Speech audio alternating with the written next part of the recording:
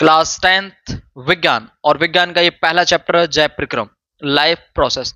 पूरा chapter one shot होने वाला है, और आपने देखा होगा क्लास में, ये पढ़ा होगा। ये चैप्टर एक लेंथी चैप्टर है, बड़ा चैप्टर है, और मैं आपको बहुत कम समय में इसको फिनिश करने वाला हूं। और जो भी यहाँ डाटा लिखा गया है वो नोट्स की फॉर्म में है, जिससे आपको नोट्स बनाने में और लर्न करने में बिल्कुल भी दिक्कत नहीं होगी। अगर आप 100% मार्क चाहते हैं तो ये वीडियो आपके लिए बहुत इंपॉर्टेंट है। मैं ये गारंटी लेता हूं कि आप इसके बाद क्वेश्चन जो भी डाटा दे रहा हूं साथ में, उसमें से जो ऑब्जेक्टिव क्वेश्चन है वो पूरे पूरे पूरे बनेंगे, एक भी नहीं रहेगा। बड़े क्वेश्चन है वो भी इसमें से पूरे पूरे मिल जाएंगे। मैं बता के भी चलूंगा कि ये जो ये क्वेश्चन है, आप ये डाटा बड़े क्वेश्चन की तरह याद रखो। और बाकी मैं प्रीवियस ईयर क्वेश्चन की सीरीज भी चल रही है मेरी, उसका ऑब्जेक्टिव क्वेश्चन कराए हुए हैं, उसको आप, मैं डिस्क्रिप्शन में लिंक डाल दूंगा, वहां से आप उसको देख सकते हो। और अगर ये नोट्स आपको चाहो तो इस वीडियो के माध्यम से भी नोट बना सकते हो। अगर आपको नहीं बनाना है तो उसमें मैं अपना व्हाट्सएप नंबर डाल दूंगा, वहां आप मुझसे कमेंट कर लेना, बात कर लेना, मैं वहां पे डाल दूंगा। फ्री ऑफ कॉस्ट है, कोई भी पैसा नहीं है। चलिए शुरू करते हैं। सबसे पहली हेडिंग होती है जैव प्रक्रम। जैव प्रक्रम, लाइफ प्रोसेस। कैसा प्रक्रम? प्रक्रम का मतलब होता है प्रोसेस। जैसे आप लोन लेने जाते हो तो लोन लेने के लिए आपको कुछ प्रोसेस फॉलो करने होते हैं। पहले आपको ये डॉक्यूमेंट चाहिए, फिर डॉक्यूमेंट पे सिग्नेचर चाहिए, फिर उसके बाद आप को दूसरे किसी और के सिग्नेचर चाहिए। तो ये एक प्रोसेस है, फिर आपको जाके लोन दिया जाएगा। ऐसे ही लाइफ प्रोसेस का मतलब है कि जिंदगी को जीने के लिए, अपनी जिंदगी को जीने के लिए आपको कुछ प्रोसेस करने होंगे अपनी बॉडी में। बॉडी में कुछ प्रोसेस होने वाले हैं, चाहे वो फूड के साथ हो या किसी भी चीज के साथ हो। तो यानी कि लोन लेने के लिए या लाइफ प्रोसेस, यानी जिंदा रहने के लिए जिनकी नीड है, विदाउट उनके कुछ हो ही नहीं सकता, आप मर जाओगे, तो वो है लाइफ प्रोसेस, वो है जैव प्रक्रम प्रक्रियाएं। उनमें कौन कौन से हैं? उनमें है पहला पोषण है, श्वसन के बिना नहीं रह सकते, परिवहन के बिना नहीं रह सकते। परिवहन मतलब आपको घूमना नहीं कहीं भी, परिवहन मतलब आपके अंदर ब्लड का घूमना है या किसी अदर चीज का घूमना है, उनके बिना नहीं हो सकता। उत्सर्जन, जो भी आपने बनाया खाया पिया उसका बाहर निकालना वेस्ट, वो बहुत जरूरी है। और प्रजनन, ये जरूरी नहीं है, ये जरूरी नहीं है, ये लाइफ प्रोसेस का हिस्सा नहीं है। That's clear. प्रजनन के बिना आप लाइफ को चला सकते हैं आराम से, बट प्रजनन, जो उत्सर्जन है, परिवहन है, शोषण है, पोषण, इनके बिना नहीं हो सकता। क्लियर। चलो इसकी डेफिनेशन पढ़ते हैं, क्या बोलता है। वे सभी प्रक्रम, कलर चेंज कर लेते हैं, जो सम्मिलित रूप से अनुरक्षण का कार्य करते हैं, जैव प्रक्रम कहलाते हैं। अनुरक्षण का मतलब होता है आपको रक्षा देते हैं। यानी दूसरी डेफिनेशन में लिखी है, जैव प्रक्रम वे प्रक्रम हैं जो जीवों में शरीर को बनाए रखने, वृद्धि करने तथा अनुरक्षण का कार्य करते हैं। अनुरक्षण का मतलब बताया मैंने आपको, प्रोटेक्ट करना, शरीर को बनाए रखना है, मेंटेन रखना है, वृद्धि भी करनी है, ऐसा नहीं जहां हो वहीं रहना है, और साथ में आपको प्रोटेक्ट भी करना है। ये है जैव प्रक्रम। आगे सबसे पहला जो आपका प्रोसेस है यानी पोषण, पहले उसके बारे में पूरा डिफाइन करेंगे, फिर श्वसन, परिवहन, उत्सर्जन। मतलब चार, ये जो लिखे हुए हैं पॉइंट, पॉइंट नहीं है, चार सब वो मान लो चैप्टर हैं अपने आप में। तो बोल रहा था ना लेंदी है, क्या है, लेंदी है। तो इसको समझते हैं। पोषण, पोषण को इंग्लिश में बोलते हैं न्यूट्रिशन, और एक वर्ड होता है न्यूट्रिएंट और एक होता है न्यूट्रिशन। न्यूट्रिशन को इनटेक करना, उन्हें यूटिलाइज करना बॉडी के लिए, it is called nutrition. Nutrient को बॉडी में इनटेक करना, यूटिलाइज करना फॉर बॉडी मेंटेन, तो वो होता है आपका न्यूट्रिशन। ऐसे पोषण, उसका हिंदी मीनिंग ही तो है, जीवों द्वारा ग्रहण किए गए भोज्य पदार्थ तथा अन्य खाद्य पदार्थों का पाचन कर उसे पचाना है इनटेक करने के बाद, और ऊर्जा का अवशोषण, चाहो तो इसको मिस कर सकते हो लाइन को, और क्या करना है, पाचन कर उसका उपयोग शरीर की वृद्धि और विकास में करना पोषण कहलाता है। बॉडी में क्या करना है, उसका पोषण करने का फायदा क्या है भोजन लेने का, कि आपको शरीर की वृद्धि और विकास में उसको उपयोग में लाना, डाइजेस्ट करके। पोषण कितने प्रकार का होता है, यानी पोषण के प्रकार। तो पोषण दो प्रकार का होता है। अब देखो यहां से एक क्वेश्चन याद रखो, देखो ये टाइप्स तो चल ही रहे, मैं क्वेश्चन की भी बात कर रहा हूं।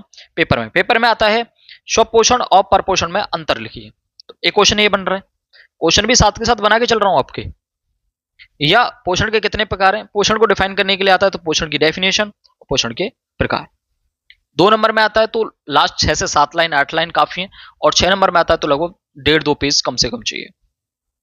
स्वपोषण वह जैव प्रक्रम जिसमें जीव अपने भोजन का निर्माण स्वयं करते हैं, स्वपोषण कहलाते हैं। मतलब ये प्रक्रिया स्वपोषण कहलाती है, और वो जीव स्वपोषी कहलाते हैं, वो जीव स्वपोषी कहलाते हैं। वह जैव प्रक्रम जिसमें जीव अपने भोजन का निर्माण स्वयं करते हैं, और यह प्रक्रिया स्वपोषण कहलाती है, और स्वपोषण करने वाले जीव स्वपोषी कहलाते हैं। मैं लिख देता हूं,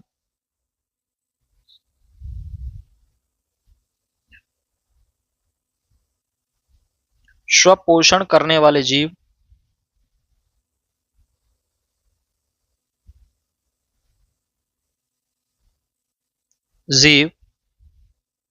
स्वपोषी कहलाते हैं। साथ साथ जो भी क्वेश्चन बन सकते हैं वो सब डिफाइन करके चल रहा हूं। एग्जाम्पल आपको यहां दे रखे हैं, हरे पादप यानी पेड़ पौधे, जैसे एल्गी काई वगैरह भी है, प्रकाश संश्लेषण की प्रक्रिया द्वारा अपना भोजन स्वयं बनाते हैं। प्रकाश संश्लेषण क्या है, इसको इंग्लिश में बोलते हैं, इंग्लिश का वर्ड पता होगा, फोटोसिंथेसिस।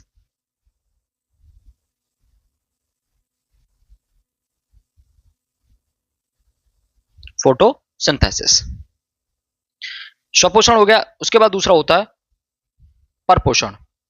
परपोषण या परपोषी पोषण क्या बोलता है, वह जैव प्रक्रम जिसमें जीव अपने भोजन का निर्माण स्वयं न करके दूसरे जीवन द्वारा निर्मित किए गए, दूसरे जीवन नहीं है, दूसरे जीवों द्वारा निर्मित किए गए भोज्य पदार्थों से पोषण प्राप्त करते हैं, परपोषण कहलाते हैं। परपोषण वो प्रक्रम परपोषण कहलाता है।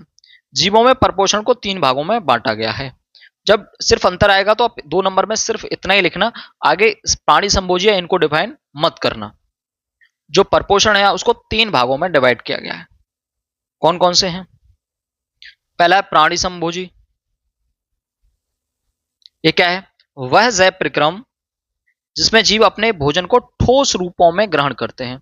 आप सोचोगे कि सब ठोसों में ही करते हैं, कौन ऐसा है जो ठोस में नहीं करता, तथा उसका भक्षण करते हैं, प्राणी संभोजी कहलाते हैं। प्राय सभी जीव इसी प्रकार के होते हैं, प्राय मोस्ट ऑफ दी, सब नहीं होंगे। जैसे अमीबा है, मनुष्य है। मैंने 2 ही एग्जांपल क्यों लिए, क्योंकि इन्हीं में डाइजेशन क्लास 10th में पूछा गया, शेर, हाथी, चीता सब कुछ, बिल्ली, कुत्ता, यही प्राणी संभोजी के एग्जाम्पल हैं। तो ऐसा भी होता है कि जो ठोस के रूप में नहीं लेते हैं जी, कौन से हैं उनके बारे में बात करते हैं। मृतोपजीवी पोषण। मृतोपजीवी पोषण यानी कि जो मरा हुआ खाते होंगे, नहीं, मरा हुआ खाते हैं वो मृतोपजीवी नहीं होते हैं।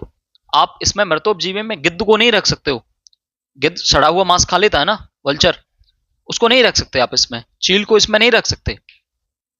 इसके मृतोपजीवी का मतलब है कि देखो फिर वो भी तो ठोस के रूप में खा रहे हैं, मांस को खा रहे हैं, ठोस की फॉर्म में ही तो खाते हैं। एक टुकड़ा खाएंगे मांस का, हड्डी को निकल लेगा जो गिद्ध है, तो वो ठोस की फॉर्म में ले रहा है, तो आप उसे मृतोपजीवी में कैसे ले सकते हैं।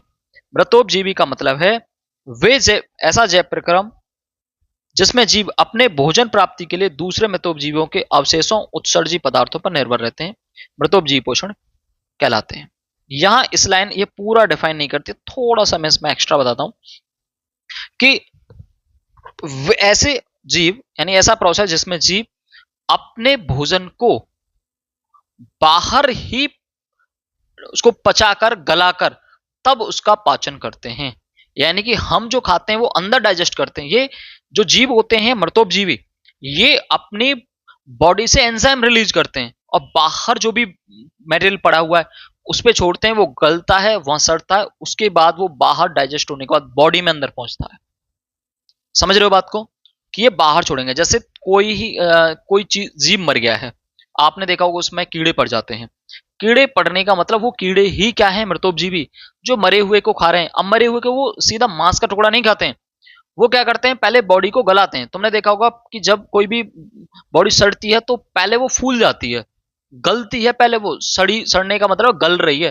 ठोस सॉलिड खा लेते तो उसमें से बदबू आती ही नहीं। बदबू आने का मतलब है कि उन्होंने जो एंजाइम्स बाहर निकाले हैं वो पहले उन्होंने रिलीज कर दिया उस बॉडी में, वो बॉडी फिर फैस जैसे बोलते हैं ना, वैसी भाषा में कि फैस गई है, मतलब वो बिल्कुल डिकम्पोज होना शुरू हो जाती है, फिर इसको वो लिक्विड फॉर्म में अंदर लेना शुरू करते हैं। ये होते हैं मृतोपजीवी, जैसे अनेक जीवाणु और कवक। बहुत अच्छे से समझ में आना चाहिए आपके में। कोई बात इसमें अगर अलग से लिखी हुई है, मैं जो बोल रहा हूं आप उस फॉर्म में लिख सकते हैं वीडियो को रोक के। क्लियर। तीसरा, परजीवी पोषण।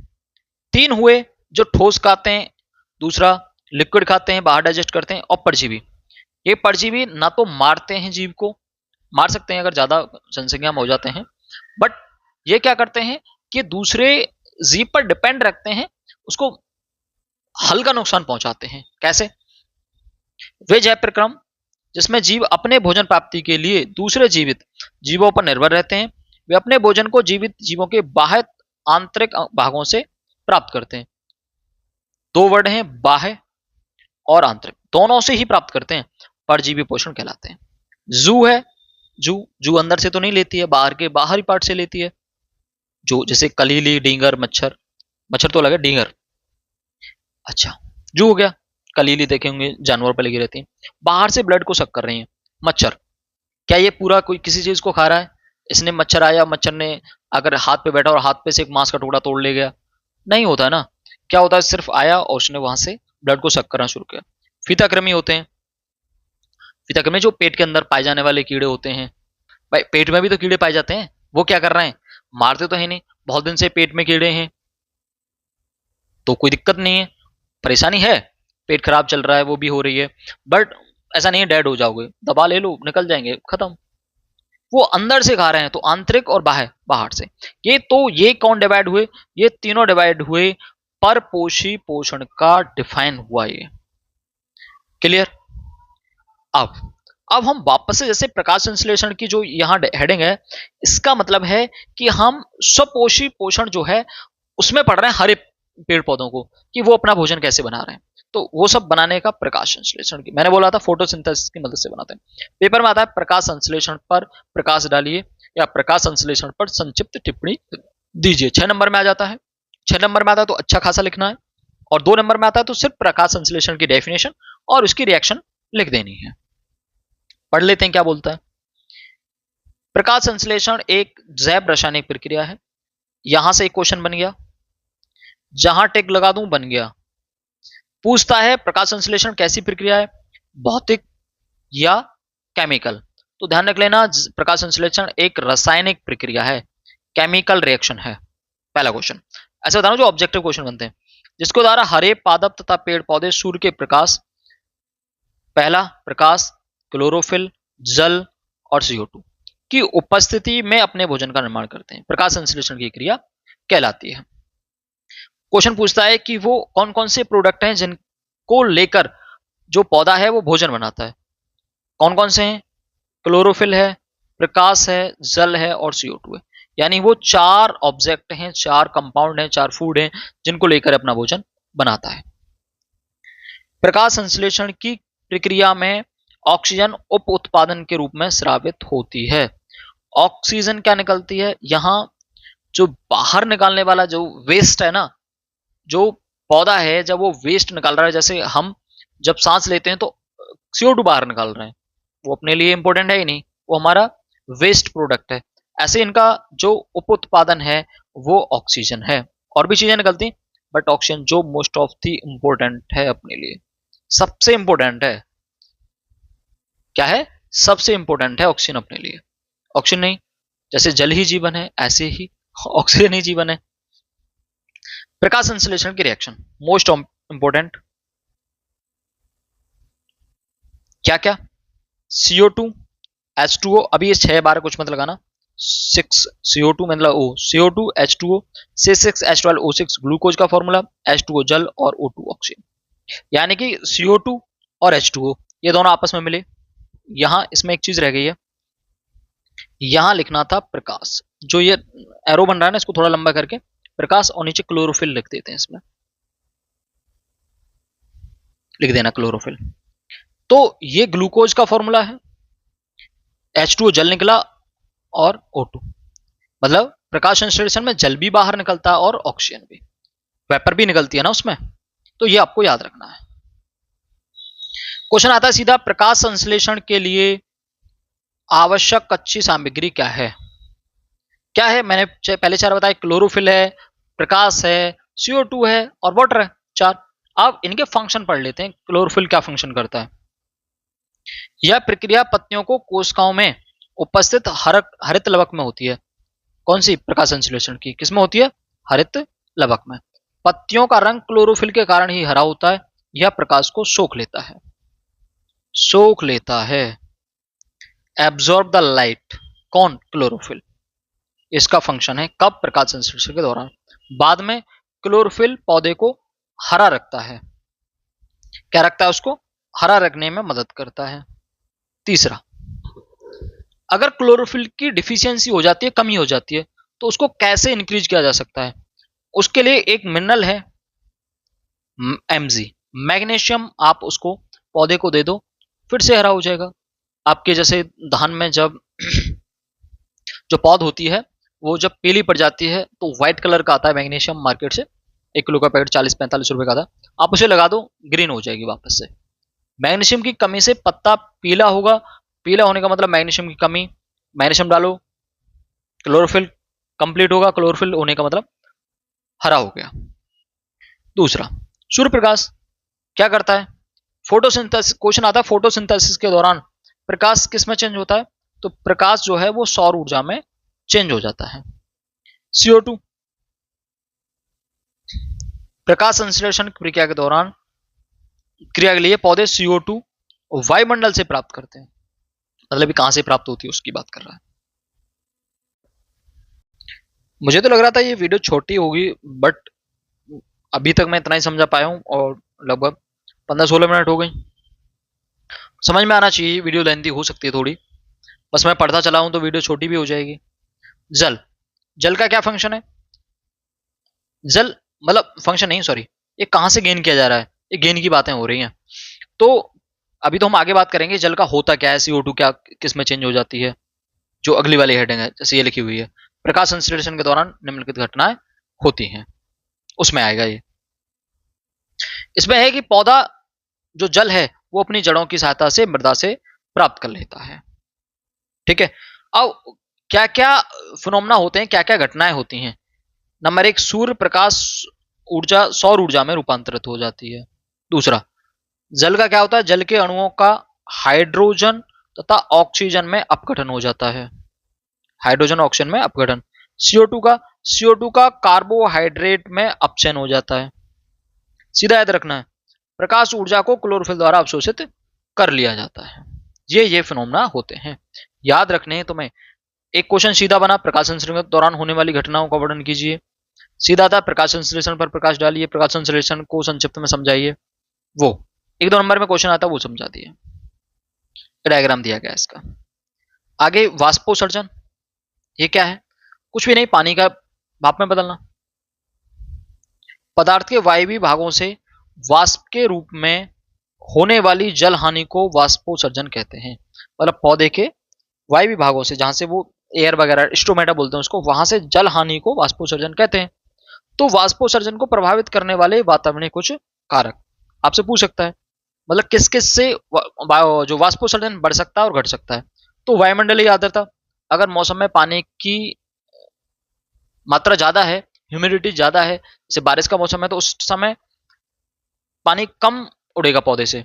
अगर कम है, जैसे गर्मी का मौसम बिल्कुल भी, जब लू बन जाती है हवा, तब पानी बहुत ज्यादा उड़ेगा। वायु की गति, अगर हवा तेज चलेगी तो पानी ज्यादा उड़ेगा, चाहे वो पौधे से हो या किसी भी चीज से हो। आपके कपड़े जल्दी सूख जाते हैं।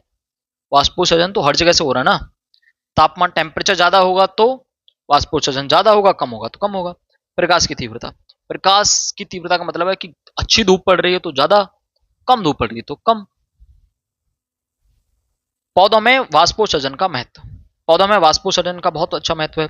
अगर पौधों में वाष्पोत्सर्जन नहीं होता तो पौधे जड़ से पानी सोख ही नहीं पाते। दूसरा, वाष्पोत्सर्जन होता रहता है तो पौधे में नया पानी का चेंज होता रहता है। अगर चेंज नहीं होता, वाष्पोत्सर्जन नहीं होता, तो वही पानी भरा रहता, यूज करता फिर वापस से आता, उसका चेंज होता रहता पानी। और पढ़ लेते हैं। जड़ों द्वारा अत्यधिक मात्रा में अवशोषित जल इस क्रिया के द्वारा वातावरण में वाष्पित हो जाता है, जिससे जल चक्र बना रहता है। पहला पॉइंट, वाष्पोत्सर्जन के कारण एक प्रकार का चूसेबल चूसुबल नहीं चूसेबल अथवा वाष्पोत्सर्जन खिंचाव उत्पन्न होता है, और जो रसारोहण और जल के मृदा में अवशोषण में सहायक होता है। यानी कि आपका कोई भी पौधा है, जैसे ही पत्ती है, यहां से जैसे ही वाष्पोत्सर्जन से पानी बाहर निकला और इसकी लीफ आ रही थी, मानो यहाँ ये जड़ है इसकी, मैं सीधा बना रहा हूं, तो यहां से पानी भरा जा रहा है, तो क्या होगा कि यहां से जब पानी अंदर, बहुत पतली पतली रेसेदार होती है, वहां से इसके अंदर जाता है, इसके अंदर जाता है, और जब पानी बाहर निकलेगा तुरंत पानी इसमें अंदर जाएगा। उसको बाहर निकलते इसमें एक फोर्स काम करता है, जिसे चूसेबल या वाष्पोत्सर्जन खिंचाव कहते हैं। तीसरा, वाष्पोत्सर्जन द्वारा पादप का ताप सामान्य बना रहता है। भाई पानी पहला है, अगर वो पानी उसमें भरा रहता, मान लो ये उसकी वो है एक टहनी, इसमें पानी भरा है, टेम्परेचर धूप पड़ रही, ऊपर से पानी गर्म हो जाएगा, खराब हो जाएगा, पानी सड़ जाएगा ना, फिर गर्म होगा टेम्परेचर, इसका टेम्परेचर ज्यादा हो जाएगा। ये क्या करता है, पानी ऊपर जाता रहता है तो नीचे से पानी ऊपर आता रहता है, जिससे टेम्परेचर ठीक ठाक बना रहता है। अधिक वाष्पोत्सर्जन के कारण फलों में शर्करा की मात्रा बढ़ जाती है, शर्करा की मात्रा, जिससे वो अधिक मीठे हो जाते हैं। चलो यहाँ पे भी थोड़ा 1-2 मिनट ले लेता हूं। अच्छा पॉइंट है, गर्मियों में जो भी फल देखे हैं आपने, गर्मियों में अच्छी जब लू पड़ती है तब, अगर गांव देहात की बात करूं तो कुछ फल होते हैं, जैसे जिन्हें खरबूजे बोलते हैं, तरबूजे बोलते हैं, वाटरमेलन है, और कई सारे ऐसे फल जो पानी से भरे हुए हैं। उनमें क्या होता है कि उनमें जितनी ज्यादा गर्मी पड़ती है और जितनी ज्यादा आपकी पश्चिम से चलने वाली हवाएं हैं, तो उतना ज्यादा फल मीठा हो जाता है। क्यों? रीजन पता है आपको? रीजन ये है कि जितना ज्यादा पानी उड़ेगा पौधे में, देखो शर्करा की मात्रा, तो शर्करा मतलब मीठे की मात्रा फिक्स है, 1 लीटर पानी में 200 ग्राम तुम वो डाल दो चीनी, तो क्या होगा, फिर उस 1 लीटर पानी को पियो, मीठा लग रहा है जैसा भी है। अब क्या करें कि उसमें से पानी उड़ जाए, पानी कम हो जाए और वो पानी रह जाए आधी किलो, आप उसको पियो तो वो और मीठा लगेगा। ऐसा ही होता है कि जो भी शर्करा बनती है पौधे में, फल में, वो उसका वाष्पोत्सर्जन होता है, तो पानी ज्यादा उड़ता है तो वहां पानी कम हो जाता है और फल में शर्करा की मात्रा बढ़ जाती है ऑटोमेटिक, समझ रहे हो, उससे फल मीठा हो जाता है। अगला है रंध या स्टोमेटा। ये क्या है? क्वेश्चन पूछता है सीधा सीधा, स्टोमेटा क्या है, रंध क्या है? तो ये एक वो भाग है पौधे पर, पत्तियों पर पाए जाते हैं, ये जड़ में, तने पर पाए जाते हैं, पत्तियों पर ज्यादा पाते हैं। स्टोमेटा मतलब छिद्र, और ये क्या मदद करते हैं इसको पढ़ लीजिए। पादप की पत्तियां अन्य कोमल वायवी भागों की बाह्य त्वचा में छोटे छोटे चित्र नहीं छिद्र पाए जाते हैं। थोड़ा मिस्टेक है इसमें, किसी से टाइप कराई तो गड़बड़ हो गई है, जिन्हें रंध्र कहते हैं। प्रकाश संश्लेषण के लिए गैसों का आदान प्रदान रंध्रों द्वारा ही होता है। जो भी जो O2 अंदर बन रही है वो इसी छिद्र से बाहर जाएगी, CO2 इसी छिद्र से अंदर आएगी। तो आपको ध्यान रख लेना है, गैसों का आदान प्रदान किससे होता है? 1 नंबर का क्वेश्चन, किससे? स्टोमेटा से। रंध्र की संरचना क्या है, पढ़ लेते हैं। रंध्र पत्तियों की बाह्य त्वचा पर पाए जाते हैं। पत्ते की एक त्वचा चिकनी होती है और एक खुरदरी, जो नीचे से जहां धूप नहीं पड़ती है वो खुरदरी वहां ज्यादा होते हैं। प्रत्येक रंध्र में अर्धचंद्राकार सेम के बीज के आकार की द्वार कोशिकाएं तथा मध्य में रंध्रीय गुहा पाई जाती है। द्वार कोशिकाओं की बाहरी भित्ति पतली और आंतरिक भित्ति मोटी है। इसमें हरित लवक पाए जाते हैं। ये उसकी संरचना है। थोड़ा मैं बना देता हूं, लो।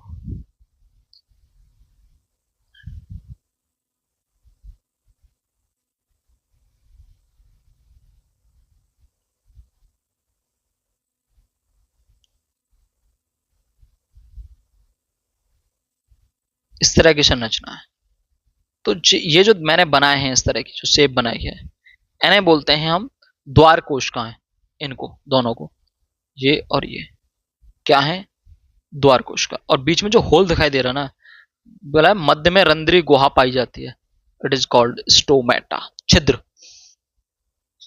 पर्णरंध्र के खुलने तथा बंद होने की प्रक्रिया, देखो ये पूरा जो पढ़ रहे हैं ना आप, ये पढ़ लो पहले पूरा, तो इसमें से बहुत तो समझ में आ जाएगा आपके में। आपको लग रहा है पता नहीं ये क्या चल रहा है, थोड़ा डिटेल मैंने बनाया हुआ है इसको।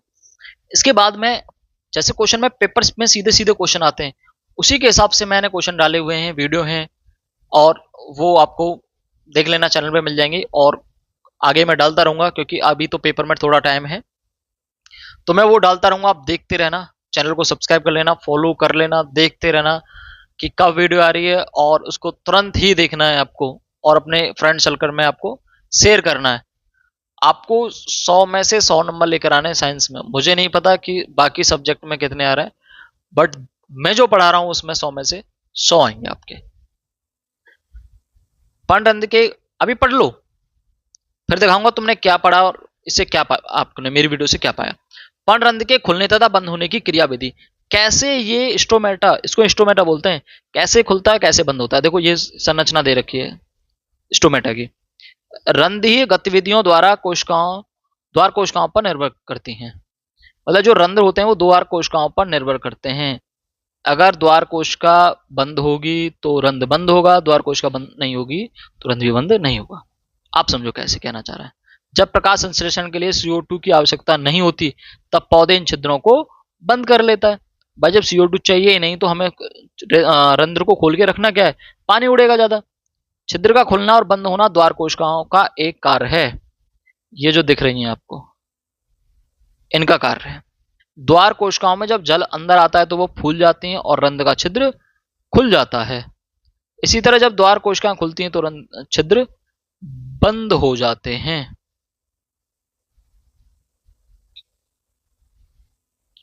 अब यहां से ये आपका स्वपोषण कंप्लीट हुआ। अब आगे स्टार्ट हो रहा है परपोषण, और परपोषण में सब क्या स्टार्टिंग हो रही है, प्राणी संभोजी। परपोषण में भी क्या स्टार्ट हो रहा है, मैं लिख देता हूं यहां स्टार्ट हो रहा है परपोषण। और परपोषण का एक प्रकार था प्राणी संभोजी। प्राणी संभोजी,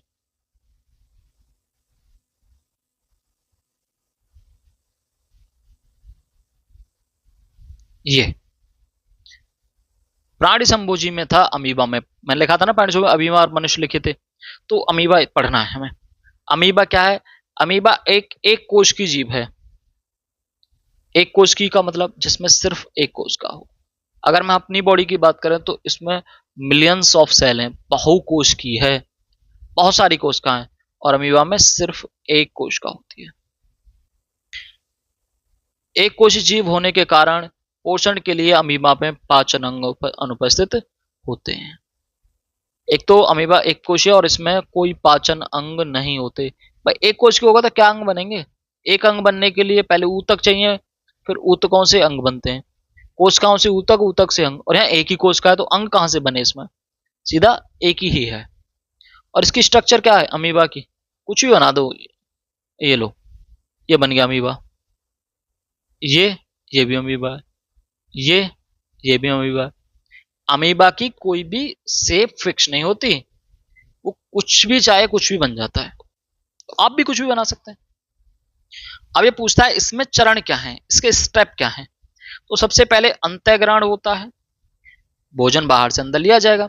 अमीबा भोजन के संपर्क में आते ही कूटपाद, क्या है कूटपाद, जैसे ये स्ट्रक्चर है इसकी कुछ, यहां भोजन दिख रहा है तो ये क्या करेगा, वापस से बना रहा हूं देखो इसी स्ट्रक्चर को, यहां भोजन दिख रहा है तो अपने ये इस तरह से करके ऐसे कर लेता है। तो ये जो मूसा बन गया ये इट इज, मतलब ये वाला नहीं, ये वाला नहीं, जैसे ऐसे करके मैंने ऐसे बनाया, ये भोजन था। तो ये जो दोनों स्टेप दिख रहे हैं इनको बोलते हैं कूटपाद।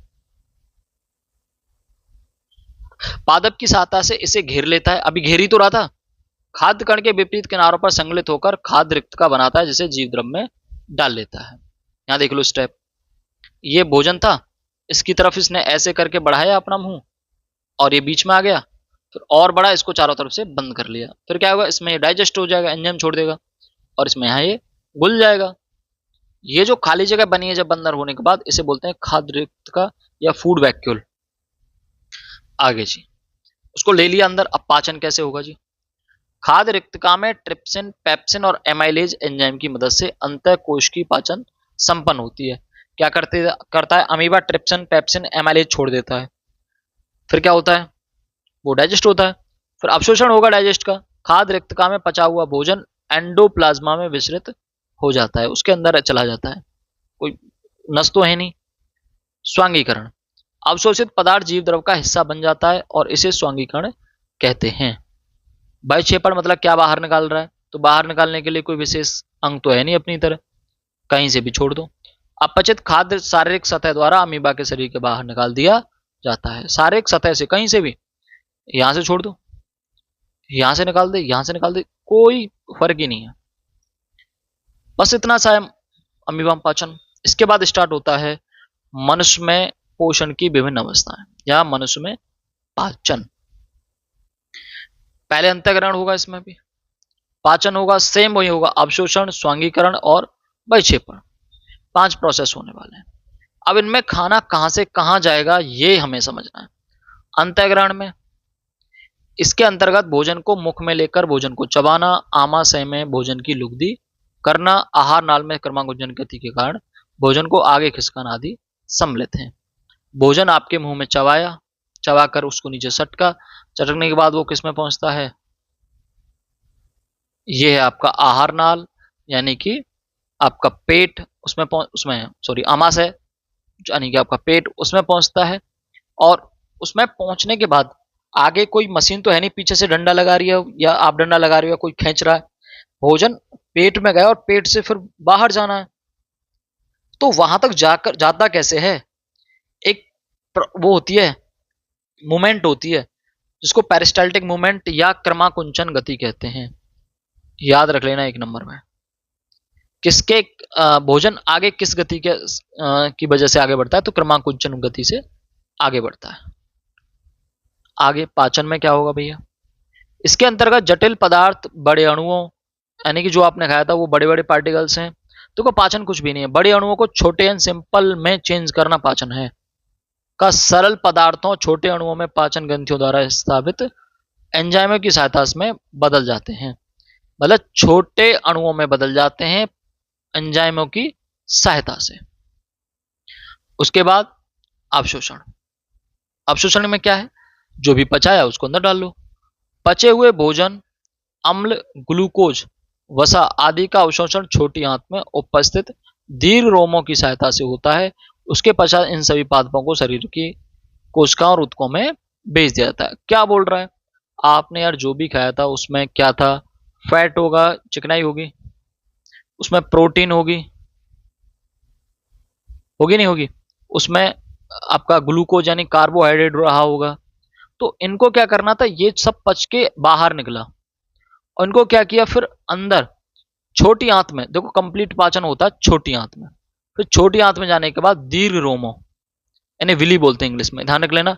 दीर्घ रोमों के द्वारा ही भोजन, जो आपका पचा हुआ भोजन है, वो नसों में पहुंचता है, ब्लड में जाता है, ऊतकों में जाता है। आगे स्वांगीकरण। स्वांगीकरण का मतलब क्या है? एसिमिलेशन।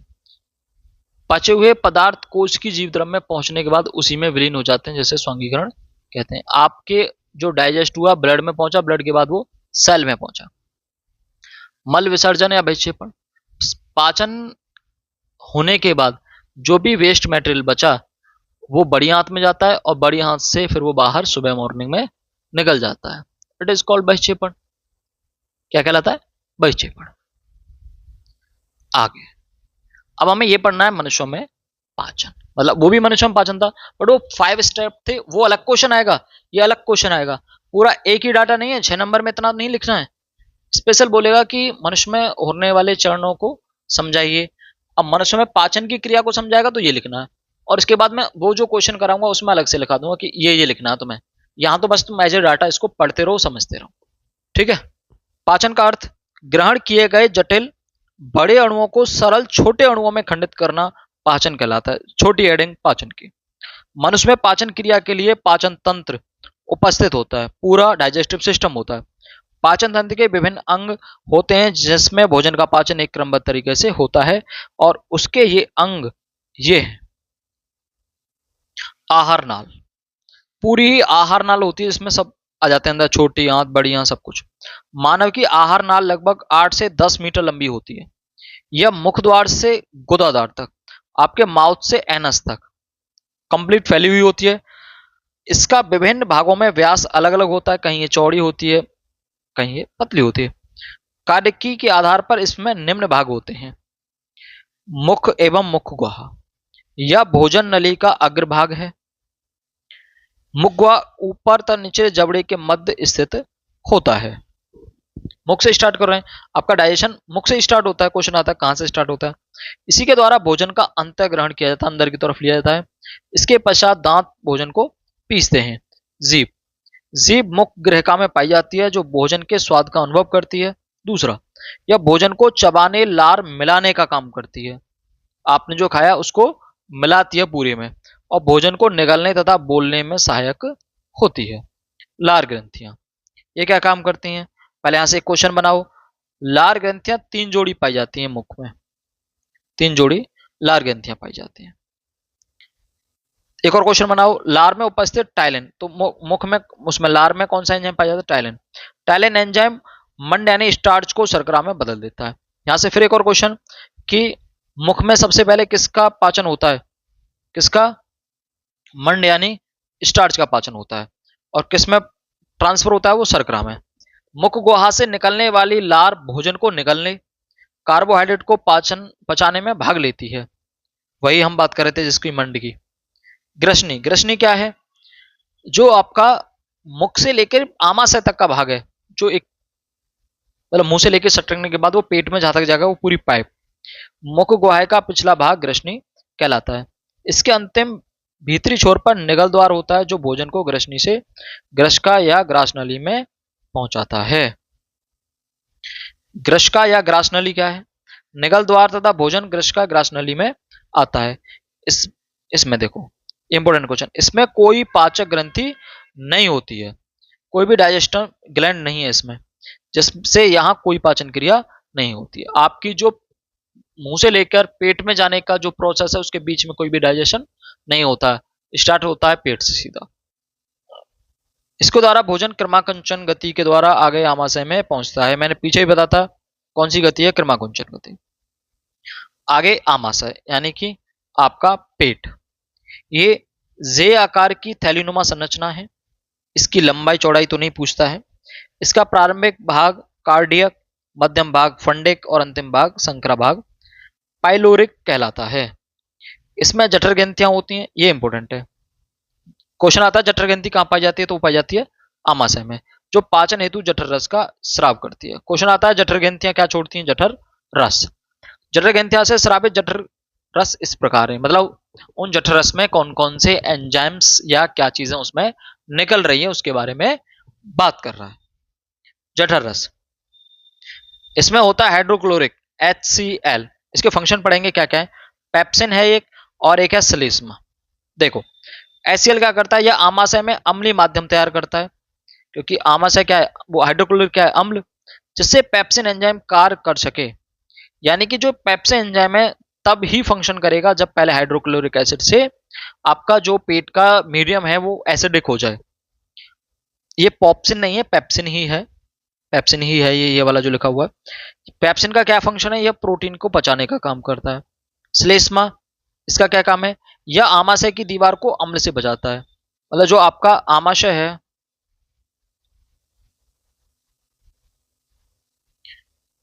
यह आपका जो आमाशय है, इसमें जो भी भोजन आता है उसकी दीवार पर चिपक जाता है, और HCl की मदद से HCl को कार्य करने से बचाता है कि ये मतलब उसको अंदर हानि ना पहुंचाए पेट को, उसकी दीवारों पर चिपक जाता है, दीवारों से ही निकलता है। ग्रहणी तथा छोटी आंत या क्षुद्रांत, जब जैसे मैंने नीचे डायग्राम दिया गया उसमें मैं वापस से समझाऊंगा, पहले इसको एक एक करके लैंग्वेज से समझ लो। आमाशय से भोजन छोटी आंत के अग्रभाग यानी ग्रहणी में आता है। जो भी आमाशय होता है इसको बोलते हैं, जो इस तरह की संरचना है। तो ये जो आपका पेट है, जो वापस से बना रहा हूं,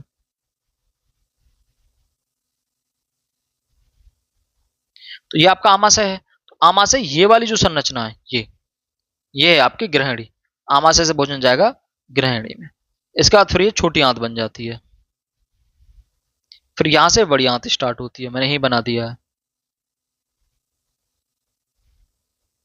ऐसे करके, फिर ये सब कुछ बाहर। ओके। ग्रहणी में अग्न्याशय से निकलने वाला अग्न्याशयी रस। क्वेश्चन आता है कि अग्न्याशयी रस किससे, अग्न्याशय से। इसमें क्या क्या पाया जाता है अग्न्याशय रस में, ये भी क्वेश्चन आता है। यकृत से निकलने वाला यकृत से निकलने वाला बाइल जूस, यहाँ आकर गलत हो गया है, यकृत और यकृत इस तरह से, यकृत से निकलने वाला जो आपका पित्तरस है वो इसमें आकर मिलता है। पित्तरस में कोई एंजाइम नहीं होता, फिर भी यह भोजन को पचाने में महत्वपूर्ण भूमिका निभाता है। क्यों निभाता है? क्योंकि ये उसको अम्लीय भोजन को, क्योंकि अम्ल निकला था पेट में, ये उसको क्षारी कर कर उसको न्यूट्रलाइज कर देता है। यह भोजन के माध्यम को अम्लीय से क्षारी बनाता है। अगर अब ये देखो, ये अपने आप में देखो यहाँ ये अलग चीज है, तभी तो कह रहा हूं कि यहाँ पूरा डिटेल पढ़ रहे हो। अब ये सब कुछ अगर डाइजेशन में लिखोगे तो बहुत बड़ा हो जाएगा। तुम लैंग्वेज समझो, यहाँ से एक एक नंबर के क्वेश्चन जो तुम कर पाओ उसके लिए डाटा तैयार करो, यहाँ से कुछ नया बनता उसके लिए डाटा तैयार करो। क्वेश्चन के आंसर तो मैं कराऊंगा आपको अच्छी तरीके से। अग्न्याशयी रस, इस अग्न्याशयी रस है ये, रस से स्रावित एंजाइम क्षारीय माध्यम में ही सक्रिय रहते हैं। यानी कि क्षारीय माध्यम का मतलब जब ऊपर से पित्तरस निकलेगा, अग्न्याशयी इससे रस से, देखो ये इसकी जगह रस, एंजाइम स्रावित होते हैं। कौन कौन से? पहला होता है ट्रिप्सिन या काइमोट्रिप्सिन। ये क्या काम करते हैं?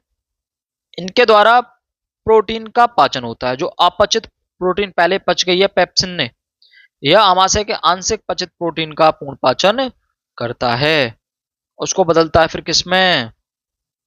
अमीनो एसिड में, लाइपेज।